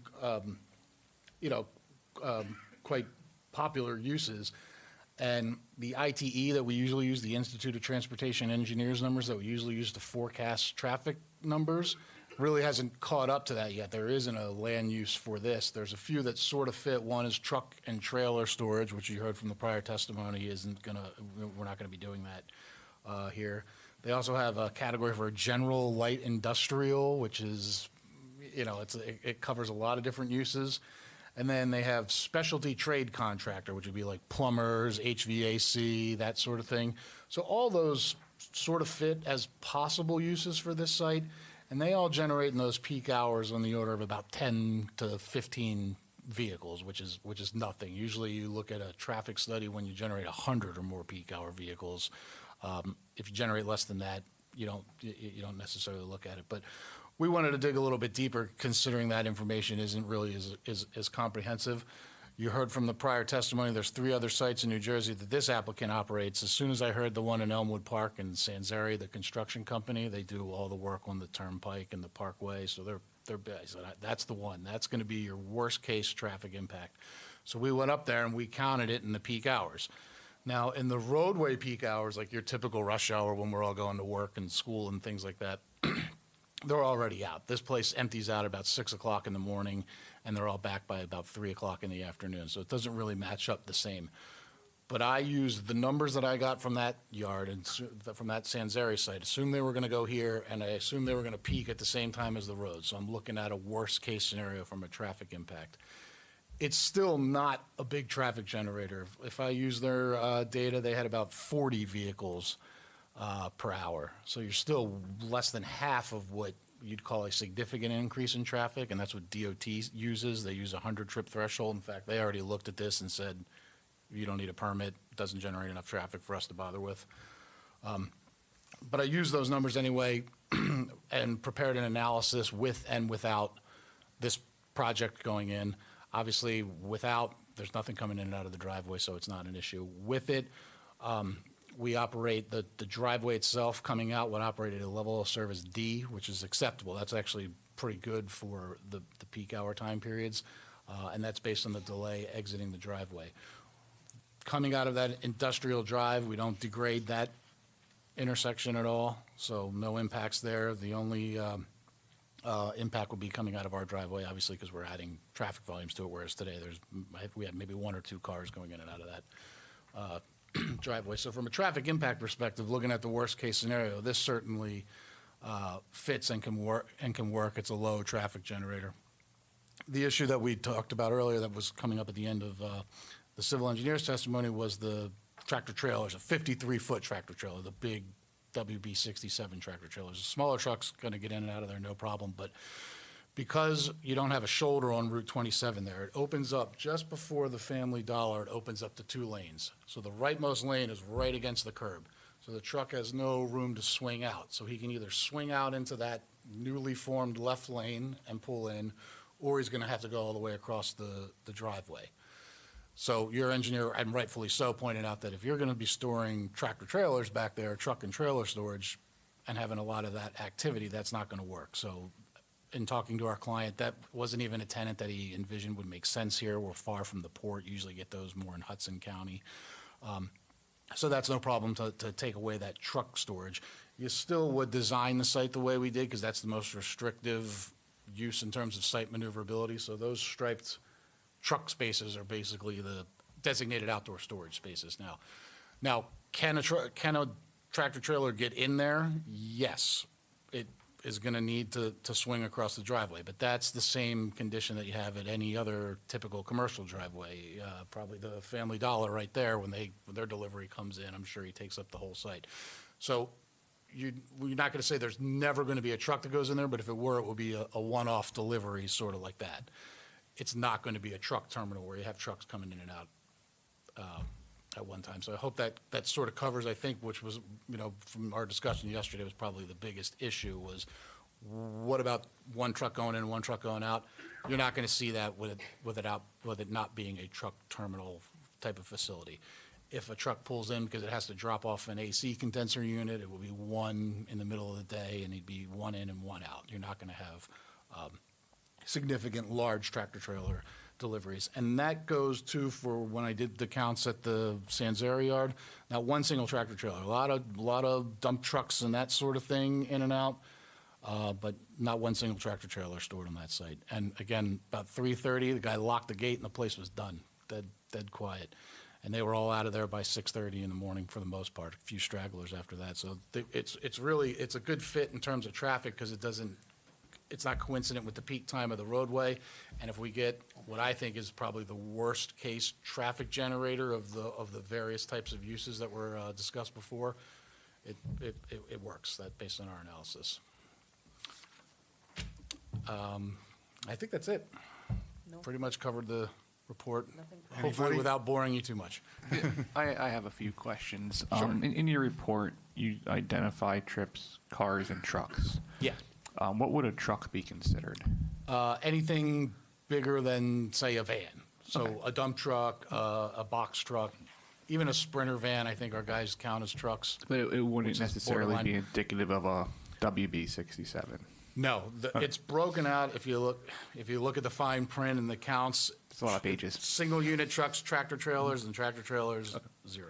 And then I guess maybe some of the confusion or ignorance from this side is not fully understanding how this site is going to operate under full build out.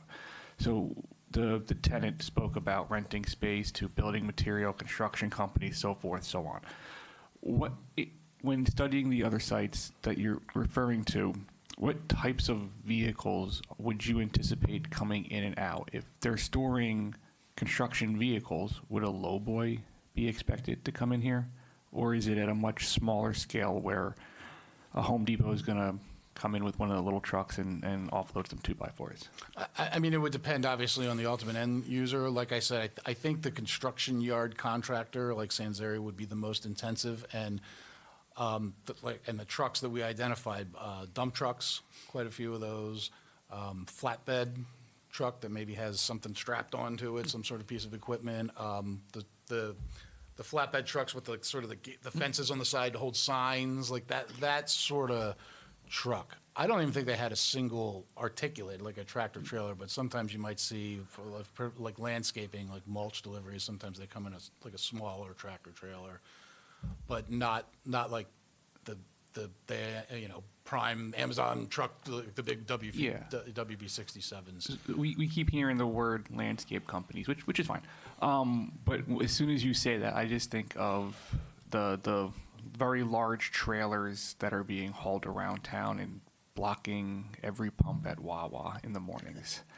Like, So annoying. it's not a W67, I understand that, but would that type of vehicle with the trailer be able to maneuver in and out without causing a substantial detriment to a vehicle trying to leave? That, absolutely no problem. That Okay. driveway is wide enough to accommodate, I mean, realistically, there's a 53-foot, if you go on Google Street View, there's a 53-foot trailer parked on the site. I'm sure So there we is. got in there somehow, Yeah. you know, so it can accommodate that, but it's it's a tough return.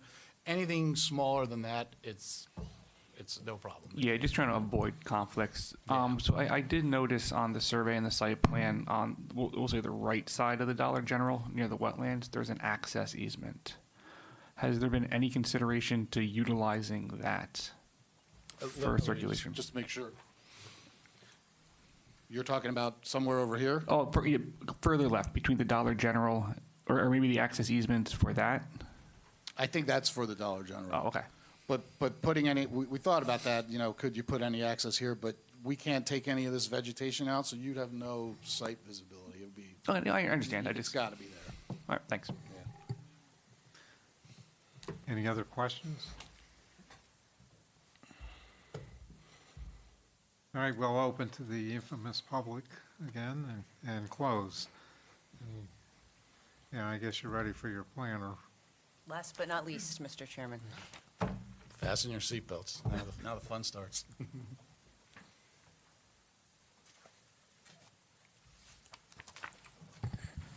Sir, do you swear or affirm that testimony you're about to give before this board is the truth, the whole truth, and nothing but the truth? I do. State your name, spell your last name for the record, please. It's Paul Ricky, R-I-C-C-I. Thank you. Paul, can you please take the board through your qualifications and experience? Sure, I'm a licensed professional planner. Microphone. There you go. Sorry. It's okay. I'm a licensed professional planner in the state of New Jersey. I've been licensed since the year 2000. Also a member of the American Institute of Certified Planners, or national certification. I have a master's degree in city and regional planning from Rutgers University, which I received in 1997. I'm currently a municipal planning consultant in 6 towns. I testify regularly in front of boards. I actually testified in front of your planning board. Last night, I've been qualified, approaching 300 towns throughout the state. We're fine, I just was interested in listening. Thank you, Mr. Chairman. Paul, what did you review in preparation of your testimony this evening? I undertook a site visit of the area on 2 occasions. I reviewed your 2016 master plan reexamination report. I looked at your master plan amendments in 2020, 2023, reviewed the application materials, had several conversations, calls, professional calls with the team. I reviewed all the professional letters, reviewed pertinent sections of your zoning ordinance and the like. Thank you. Take the board through your planning proofs. Sure. I mean, I'll try not to be repetitive. I know a lot of information was given this evening, but clearly here we are seeking the D1 use variance to allow this industrial storage, office, and maintenance facility as discussed by the applicant. We're also seeking an impervious coverage variance to allow, as submitted by the applicant, 74.5%, where 60% is permitted. I note that the applicant did agree as part of his direct testimony that they would look to maybe cut that back somewhat more. So I think that would be the worst-case scenario as presented this evening. And as part of our application materials, we indicated that we required variances for buffering. I do not believe that those variances are required because when you look at your zoning ordinance, your zoning map, there's some thick line weights that kind of depict the area. And the way that your zoning ordinance works is that if the site adjoins a residential use or district, then those buffer provisions would kick in. That is not occurring here. And if you look at the site plan as well, if you look at the property lines, in addition to what is this exhibit marked here? That's up? Yes, that was A3. Exhibit A3 that was marked that shows the site plan in the aerial. Looking to the right of the site, there's a rail right-of-way that runs, or old, but it's still there in terms of a tax map form that runs. Then you have your existing DPW facility and your Somerset Recycling that's in the lower right portion of that diagram. You have the golf facility on the other side, so that the site does not the site does not encroach or touch upon any residential district. But wait, I'm okay. Yeah. You're correct. Yeah. But I don't think that the people who are playing golf want to be observing and focusing on the type of project that we're talking about here. Okay. And what's that? Yeah, the driving range, right? And the other issue that I have, and this is, I think that those fences are needed, and when the first witness talked about a fence going all the way around the property, and I appreciate what you're saying, but it's not consistent with the previous testimony. Okay, understood. Just to distinguish between buffering and fencing, or can be, there could be two things that are correct here. Buffering also would suggest additional area for landscaping in addition to potential fencing. Fencing could be applied or installed without the need for a full buffer as well, just to clarify that. I did look from, and I do have a picture if you want to show it, from the golf driving range, and those driving ranges have, significant netting that's going up on that property line that is, it is today obscuring the view. It's not a full, opaqueness to it, but it does obscure the view onto the site, at least from the distance that I was looking at it, from where you would be driving the ball, not right up against that fence line. I did look at the land uses in the area, and I know that the board is familiar with this area. So the site being located on Route 27, it's proximate to Churchill Avenue, which is generally in the northerly direction. As we look at the site plan to the A3 to the right side there. And then we're at the municipal border here as well. So across the street we have New Brunswick, and then if you even go down a little bit towards Veronica Avenue, you have the intersection with North Brunswick. So we're kind of close to three municipal borders here. So clearly we know that the site on one side adjoins a driving range, and I believe it's a pitch and putt facility, where the triangular tip of the piece on the top of Exhibit A3, it doesn't exactly make it all the way, but there's a warehouse that is back there that generally encompasses the majority of very large lots on that portion of the property. And then on the opposite side, the left side the right side of A3, you have that rail right-of-way, and then followed by, close to the intersection of Churchill Avenue, you have the Somerset Recycling Facility, which is a fairly intense use. When I drove by, it does have it does represent itself somewhat as a junkyard in some respects. There's a lot of material being stored out there. I also saw across the street of the recycling facility an impound yard that exists. And then as you move adjacent to the Somerset Recycling Facility, there's a Township DPW facility. So I think Mr. Healy was recognizing somewhat, without saying it, that this is an area that isn't located proximate to residential uses, and it's an area that can accommodate this type of use without being a substantial change to the character of the area here. And I'm a municipal planner as well. I liked what I heard the applicant, that they agreed not to stack materials high. They said to 8 feet, and that they were looking to address sightlines coming into the property Right, as that well. that was part of the discussion about Yeah. the 8-foot fence. Mr. Vice Chair, we're going to call him back up to address that with you as soon All as right. he's done. So, I mean, I think that's an outstanding issue that's going to have to be resolved as part of potential deliberations on this application. But point of the matter is that there's limited visibility into this site the way it exists today, which I thought was a positive. And I was out in the area. I did look at the site coming in. It's pretty much the subject property is pretty much bare today. There's no activity occurring on there. I looked at the access driveway, the Family Dollar. I looked from the golf course where that tall netting exists on the one property line that's obscuring visibility in to the site. And I did observe the land uses that I just mentioned. In terms for a D1 use variance, we need to demonstrate that the use is particularly well suited at this location and that the variances can be granted without a substantial detriment to the public good, namely the surrounding property owners, without a substantial impairment to your zone plan, and with the enhanced quality approved to reconcile the omission of this use from your municipal master plan and zoning ordinance. This is a slightly oversized 5.21 acre property.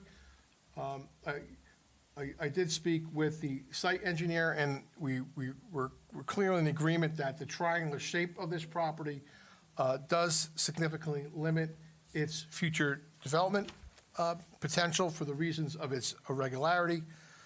I also recognize as a planner that while we're not proposing a bus storage facility, which is its own land use of record, for a way of speaking that's different than outdoor storage, it's functionally the same use that's being proposed that this property has transformed to today. And you heard, there's some discussion about, again, impervious coverage. The applicant is proposing to decrease the size of that impervious footprint from the state in which it exists today. My review of the previous resolution was that the site was approved for up to 180 buses on the facility. I did find it, again, appealing associated with the streetscape improvements that the applicant was proposing, the fencing, the additional landscaping, and the like, which is going to help to better harmonize this use as viewed from Route 27 as well. And then when you look at the site overall, it exists today with no real needed improvements for this use to occupy this site. If anything, the applicant's looking to pull back that intensity. As a planner, I'm the planner in the city of Linden for many of years. I'm aware it's a heavy industrial city. Essentially 52% of the land area, everything in the eastern side of the turnpike in the city is zoned for heavy industrial land use.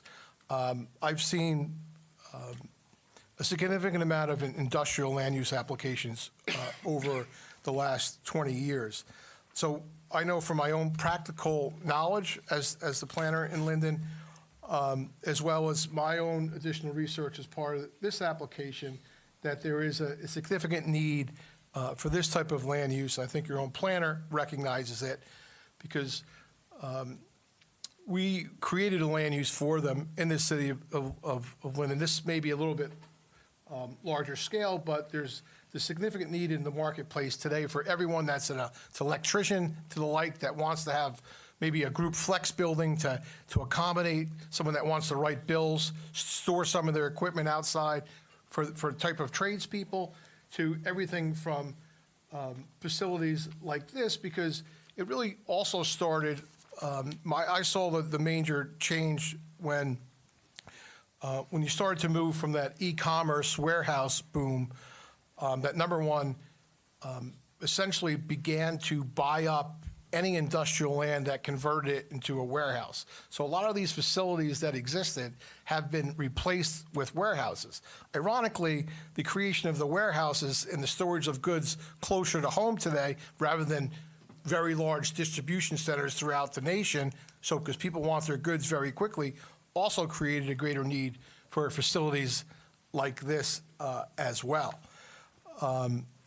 And the other thing that's occurring here and you're seeing a transition in the land use field where these facilities were commonly owned and occupied by, just everyday business people. They weren't run by large companies and corporations that have the wherewithal and the monetary ability to run and regulate these facilities and operate them as a true business model. It's even to a point where if I'm an old person looking to sell my business today, there's an opportunity for me that did not exist years ago for that purpose. So I saw it I continue to see it as a municipal planner as very positive when you see applicants such as this that own and operate, I think it was around 140 facilities throughout the state. And I think that can help ensure, I know Mr. Healy is concerned about and part of that is having the materials and the documents, if this is approved, that you have the regulatory documents that you can regulate this facility moving forward.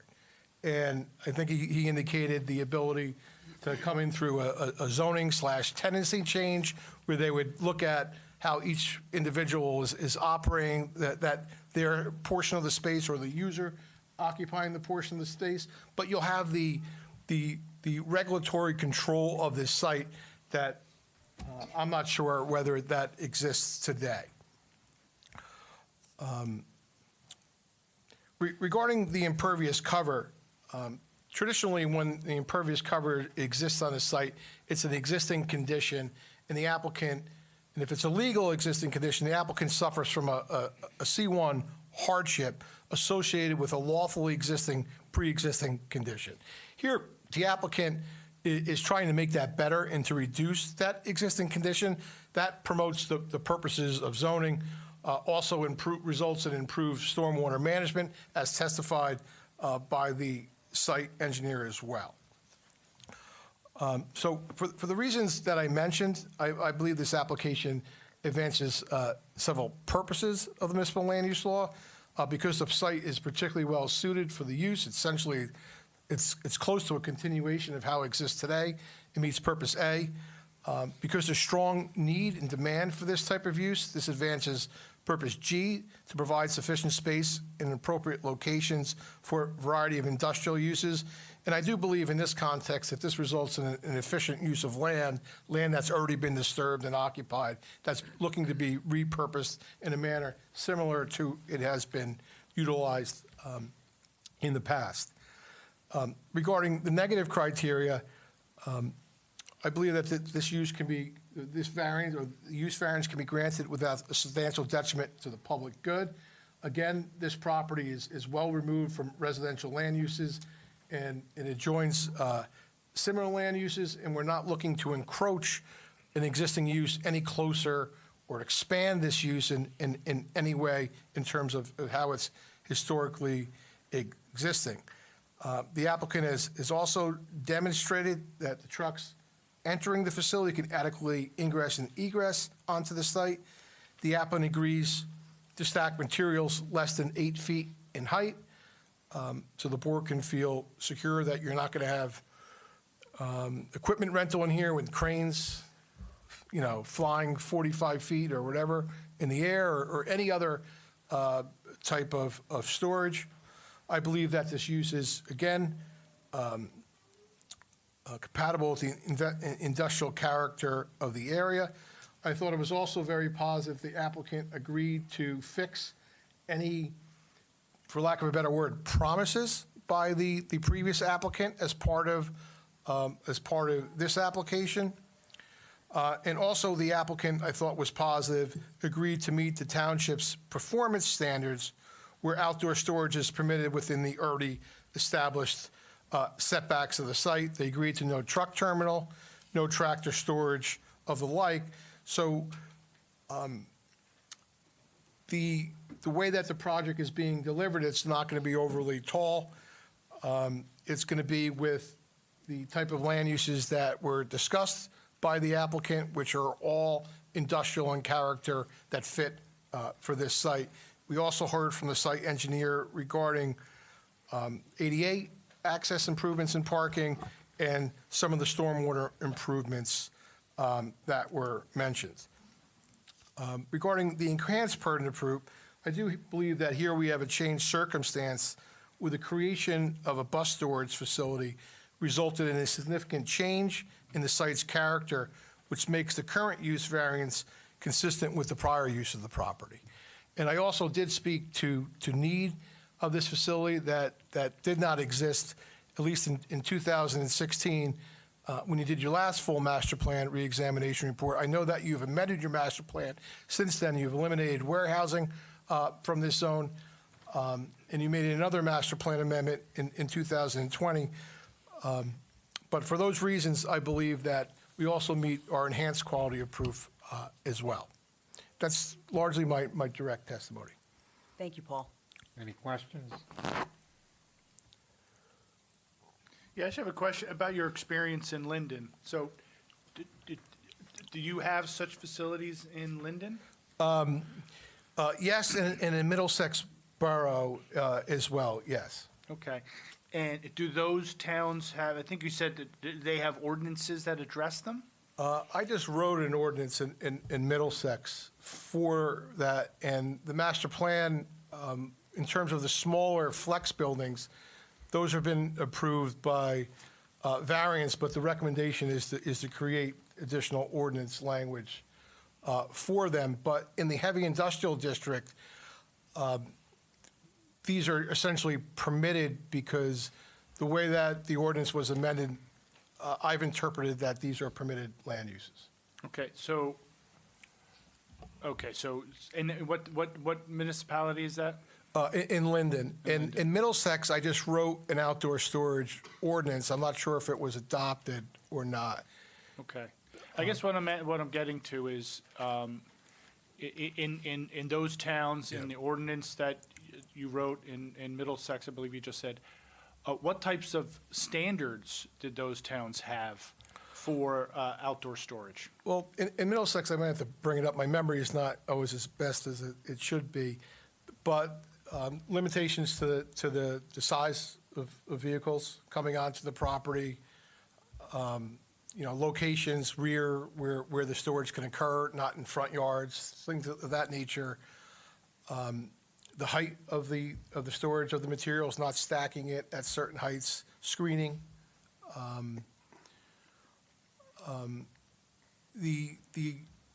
One of the main concerns, at least that I have, is that I think that the town has as well, is that you have a regulatory document that you can use to enforce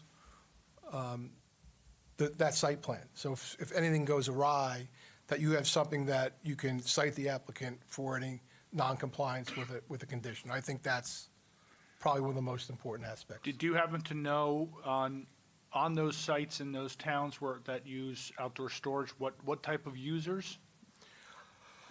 In terms of the smaller ones, the flex buildings, those were like tradespeople that wanted to have. Flex build, those are buildings, right? So, yes, with outdoor storage as well, though. So they would keep their more expensive equipment in the building, and then they would have an outdoor yard for their trucks and other type of materials. So I guess specifically,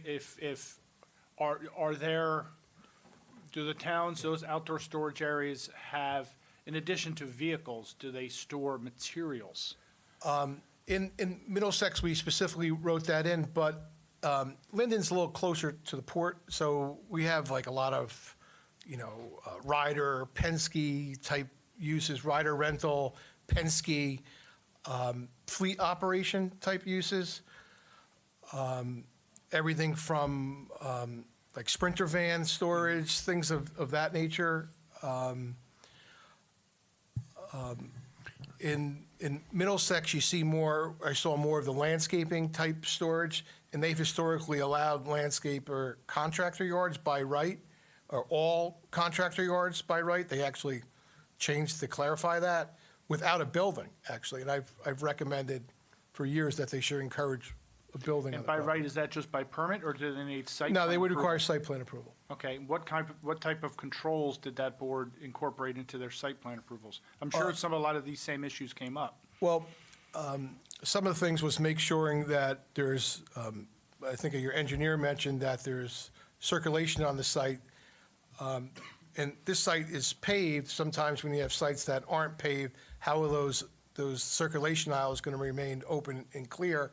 And we've gone through different ways with the town's engineer to make sure, in terms of how they would be different, each site was different, how there was some way of identifying those travel lanes so that they would remain open and not be clogged. Clearly, the last thing that you want to see is a site that just coalesces all together and fills with random supplies. So by having those adequate those adequate circulation lanes and having a site plan depicting, where that storage is going to occur, I think is critical. Okay, all right, thank you. Any other questions? I guess I want to follow up on what Mark was saying.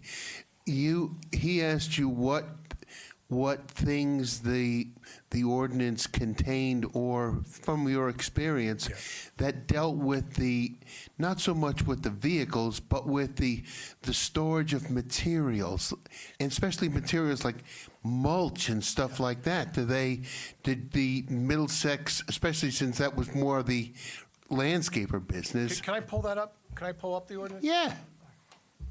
My memory's not as good as it used to be.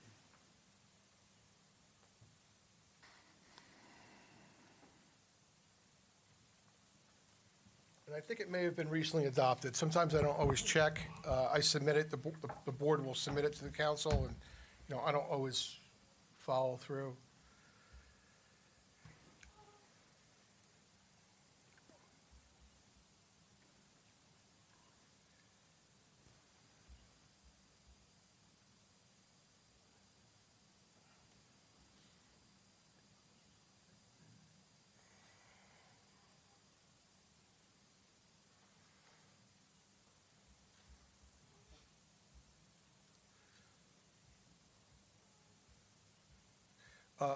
In Middlesex, the first thing we defined what a contractor storage yard is. And it was, because that was a longstanding permitted use that was unclear.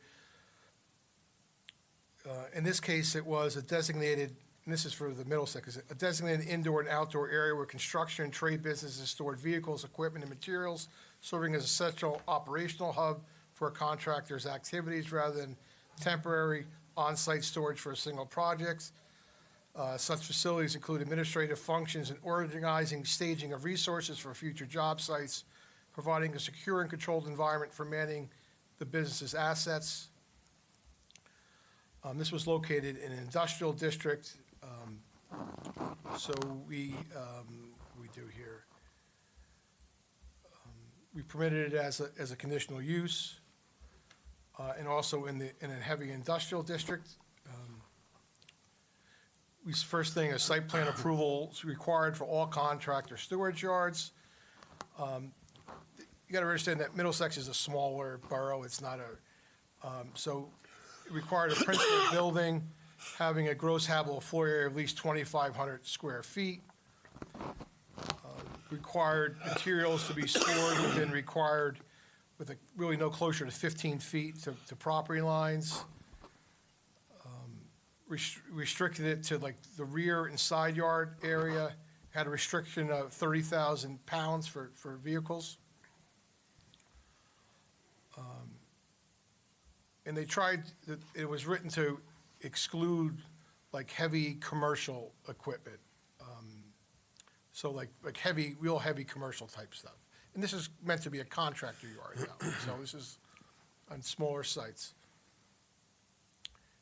Required sites to be screened and to meet performance standards in the town, which this application is doing.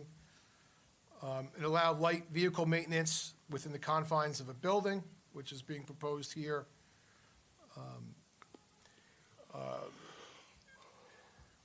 It also prohibited hazardous or toxic materials, which your outdoor storage ordinance does. It said also that contractors can conduct light maintenance or minor repairs on tools or equipment. So to recognize that there's some, something breaks, you're gonna be able to do some light maintenance. They already permit storage containers in the borough, so it recognizes that they have to be stacked or met their container ordinance. It had a material stacking height of 8 feet in height as well in the ordinance, which is proposed here. Adequate drive aisles and vehicular circulation shall be demonstrated on the site plan. And that's pretty much it. Well, thank you very much for that. Any other questions? All right, we'll open to the public for comment or questions. There's no public, so we'll close. Anything you want to sum up? Mr. Chairman, actually, before I give a very brief summation, I want to address Vice Chair's concerns about screening of the site with regard to the testimony that you heard at the beginning, where we said that there was an 8-foot fence and there was a little bit of confusion there. Yeah. We were not proposing to screen the entire site with an 8-foot fence, correct, Paul? That's my understanding there, because, it is a pretty large site. On one property line, it does join a rail right of way, and then some pretty more intensive commercial uses, or industrial, some of the township and that recycling facility. And then the opposite yard had the main 2 yards had that large netting associated from the golf driving ranges that's already obscuring the view. So then he comes to a point, so the applicant looked to focus on the sight lines coming into the site.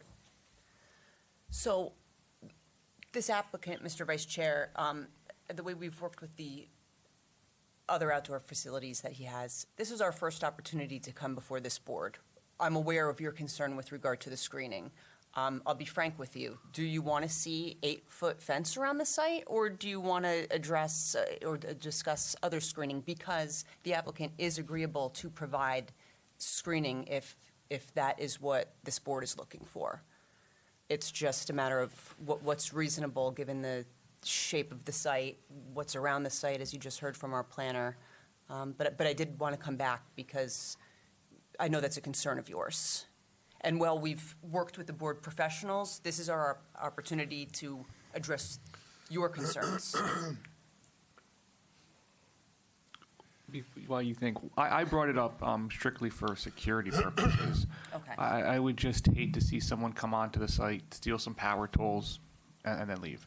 Like, my concern was never visibility, it was only security. Okay. I interpreted Mr. Vice Chair's to be visibility, but maybe I misinterpreted that. I had heard that that's what they were going to do, and then they said, no, they're not going to do it. So where are they going to put the fence? Where are they going to put fencing? The fence, okay. Yeah. Let me recall Good. our operational, our vice president. Yep. He's still under oath. Yeah, so I apologize. I probably misspoke. The current plans only contemplate putting up that 8-foot high entrance gate. We considered doing screening around the full site, but as our planner mentioned, and also our engineer, we have adequate existing fencing on the west side, and then you also have the driving range net, and then we're also abutting wetlands and some green space as well. So What are they going to see from Route 27? So we have renderings, but what they will see is that they're going to see a privacy slat 8-foot high in the drive aisle, and then you have the frontage of the Family Dollar. We are putting in additional greenscape and landscaping as a buffer. And then you have the current buffering green space in that southeast corner. And that buffering in green space is higher than 8 feet? I don't have the exact measurements. We could have Your engineer confirm. The engineer is shaking his head yes. I'll say at time of planting, we can't procure plantings that are at 8 feet tall then. They'll get significantly taller than that as they grow. Okay. But, yeah. Good. Just for your consideration, I understand, the screening fence along Public Works and along the junkyard may not be, that important. But once you get to the other end, to the end of your property, past the Public Works, it's a church, and then it's all residential, which is a lot closer to your site than maybe has been observed by your team or contemplated. And you might want to consider something in the way of security, just to keep people out, not so much to screen what we're looking at. It is a railroad right-of-way. There is a little bit of a woods area there, but there is a warehouse that was built behind that whole area that you mentioned, which does have a solid wood fence, a 1 million square foot warehouse that goes along the railroad and is at the back of all those residential properties. I don't know if it doesn't do anything visually as much as it does for security, I'll put it that way. I don't know. I'm not going to make, if it's an approval, I don't know that I would make it required, but that's something you might consider. Mr. Chairman, I understand your concern.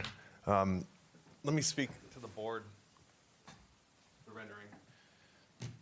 There is an existing fence up along the back of the Public Works building now.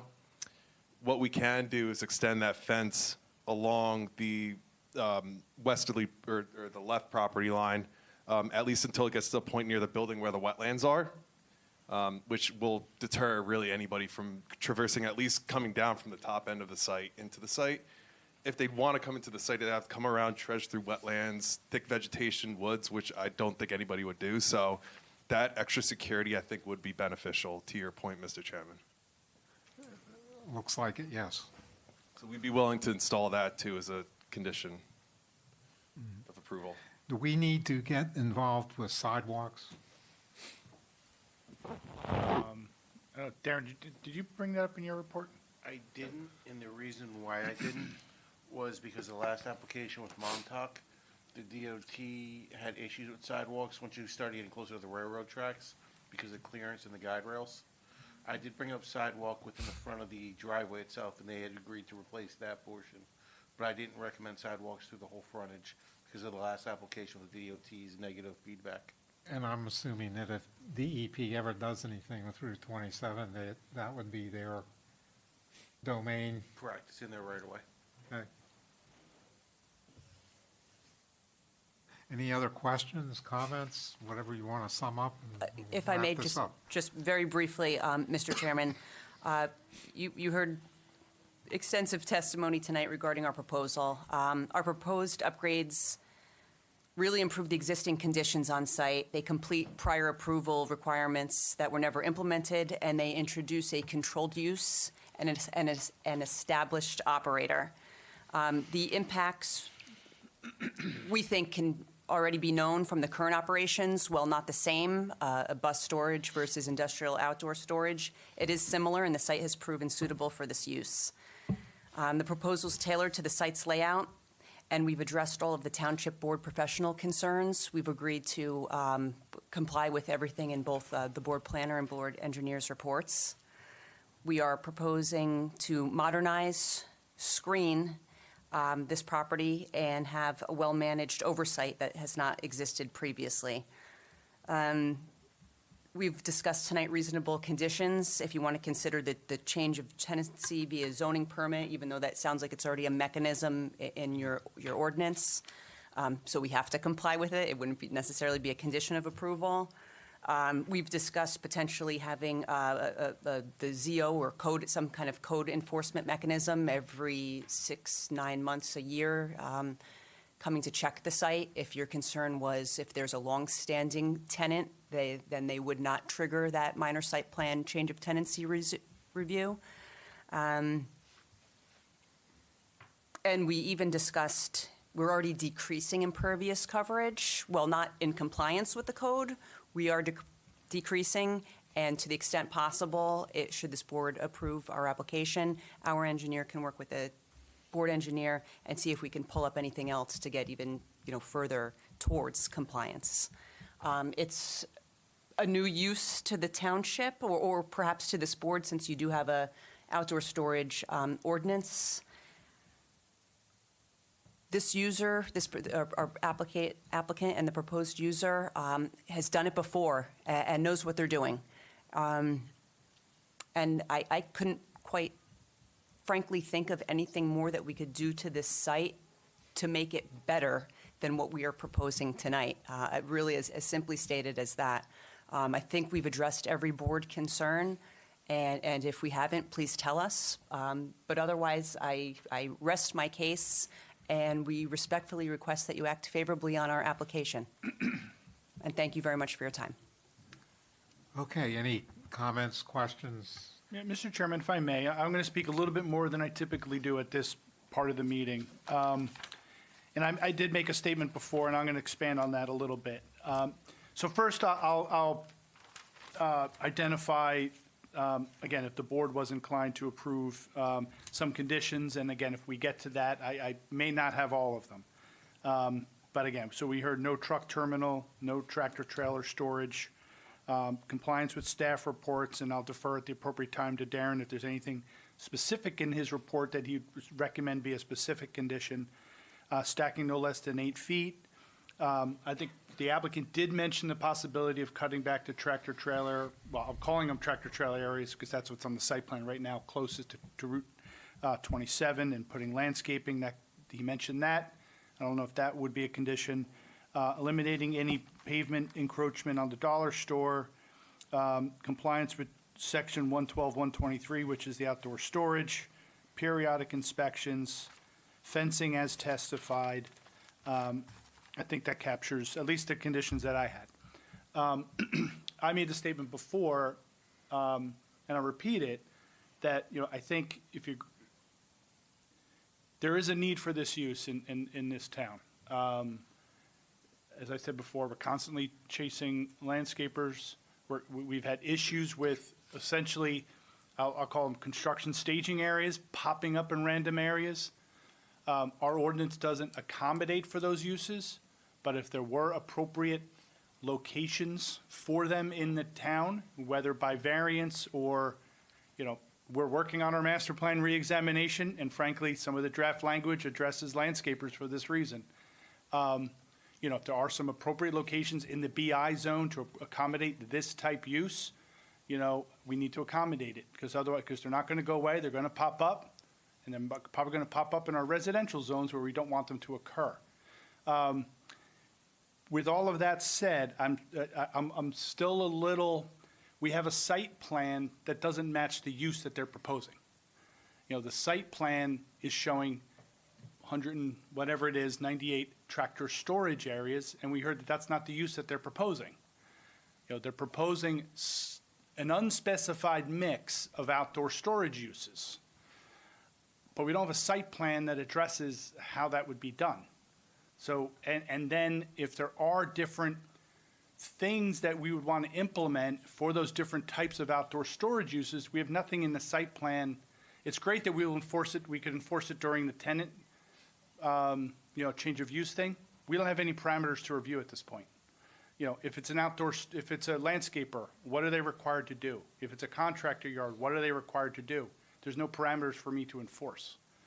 So that's where I stand on this. I wonder if you might want to have a discussion generally if the board is where the board stands on this use. If you have, if you agree with what I said, if you disagree with what I said, if you have additional comments do you want to give the applicant, and maybe the applicant needs to come back and refine their proposal. If the board was inclined to consider it, the applicant can come back and fine tune it to match what their proposal is right now. So that's my overall suggestion to you. I think, I agree with much of what you said. I think there is a need. I think if this application gets some of the box trucks out of people's driveways at night and cleans up landscaping, it would be an extension of, it would be an additional good to it. I'll be very honest, though, about another part of this. And you were there last night, outdoor facility, and maybe this is for the board, too. You talk about them popping up places where people never knew they existed. The one next to 230 Davidson Avenue last night is absolutely disgusting. There isn't any other way to put it. That's my fear when I saw this. I'm much more comfortable with this than I was before the testimony. But that facility on Davidson Avenue is an absolute embarrassment to everybody. And if that happened at this site on Route 27 with a few thousand people every day driving by it, we'd all be embarrassed. Those are my real concerns. I think that we need to refer this use to the planning board since we're in a review, come up with the standards that you're talking about. Dealing with this, maybe you're right. Maybe we need to ask them to adjust the site plan to make it fit what they're, as you said, the use that they're making out of it. But at this point, the concept, I have to tell you, the concept I think is valuable and it's good, and we probably need it. A couple of the self-storage facilities that we've approved asked for some permission to do outdoor storage for boats. I remember the one that was approved where basically where the shopping center is at ShopRite before it changed to a shopping center had permission to store store boats outdoor. So there is a need, and I think it's been documented. But after last night, honestly, and seeing that facility, I think we have to be able to have the ability to move carefully. And I would, I've been looking at this coming to a close. I thought you did a great job presenting that many witnesses in a very efficient way. That was great. Unfortunately, I said, but I'm not ready to draft any kind of a resolution because there are just so many things. You went over them at the end of your close. Mark went over them, and they're just all. I'm not feeling like we're ready to do that. But I would agree with both what Mark said and what Bob said. It's something that the town needs.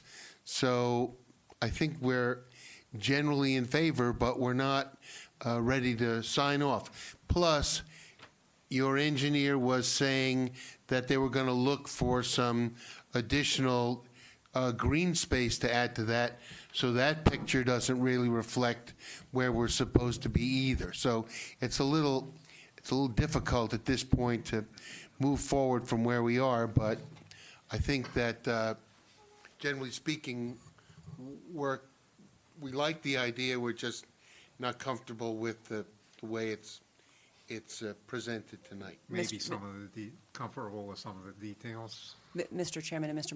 Vice Chair, if I may, we hear you loud and clear. I think it's most prudent if we can tweak our site plan, get it a little bit more detailed. As Mr. Healy indicated, what's shown there with the stalls might be confusing since we aren't proposing that anymore. We can do better, and that's what we would like to do, and have the opportunity to tweak our site plan and come back. That would be good, and it might give us a little more time to consider some of the things that we need to put into the master plan to think about. And I'm not talking about taking 6 months or something like that, but you know, it might be wise for both of us to back off a little bit and consider a few other things.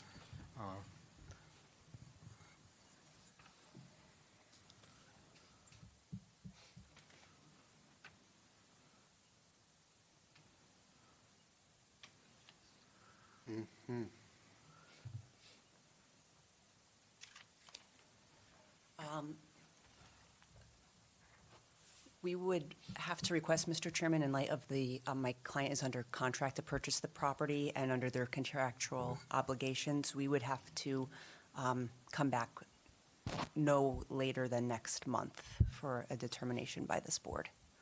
All right. First of all, is that enough time for you? It's enough time for us. I'm concerned that it's not enough time for you. Does it work for us in terms of schedule? Yes, so, well,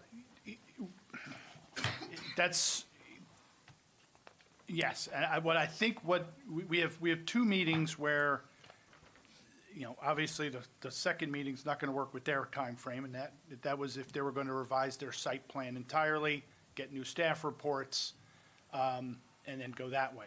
That would have been March 5th. That doesn't work with their timing. The January 22nd meeting is full. That's not happening.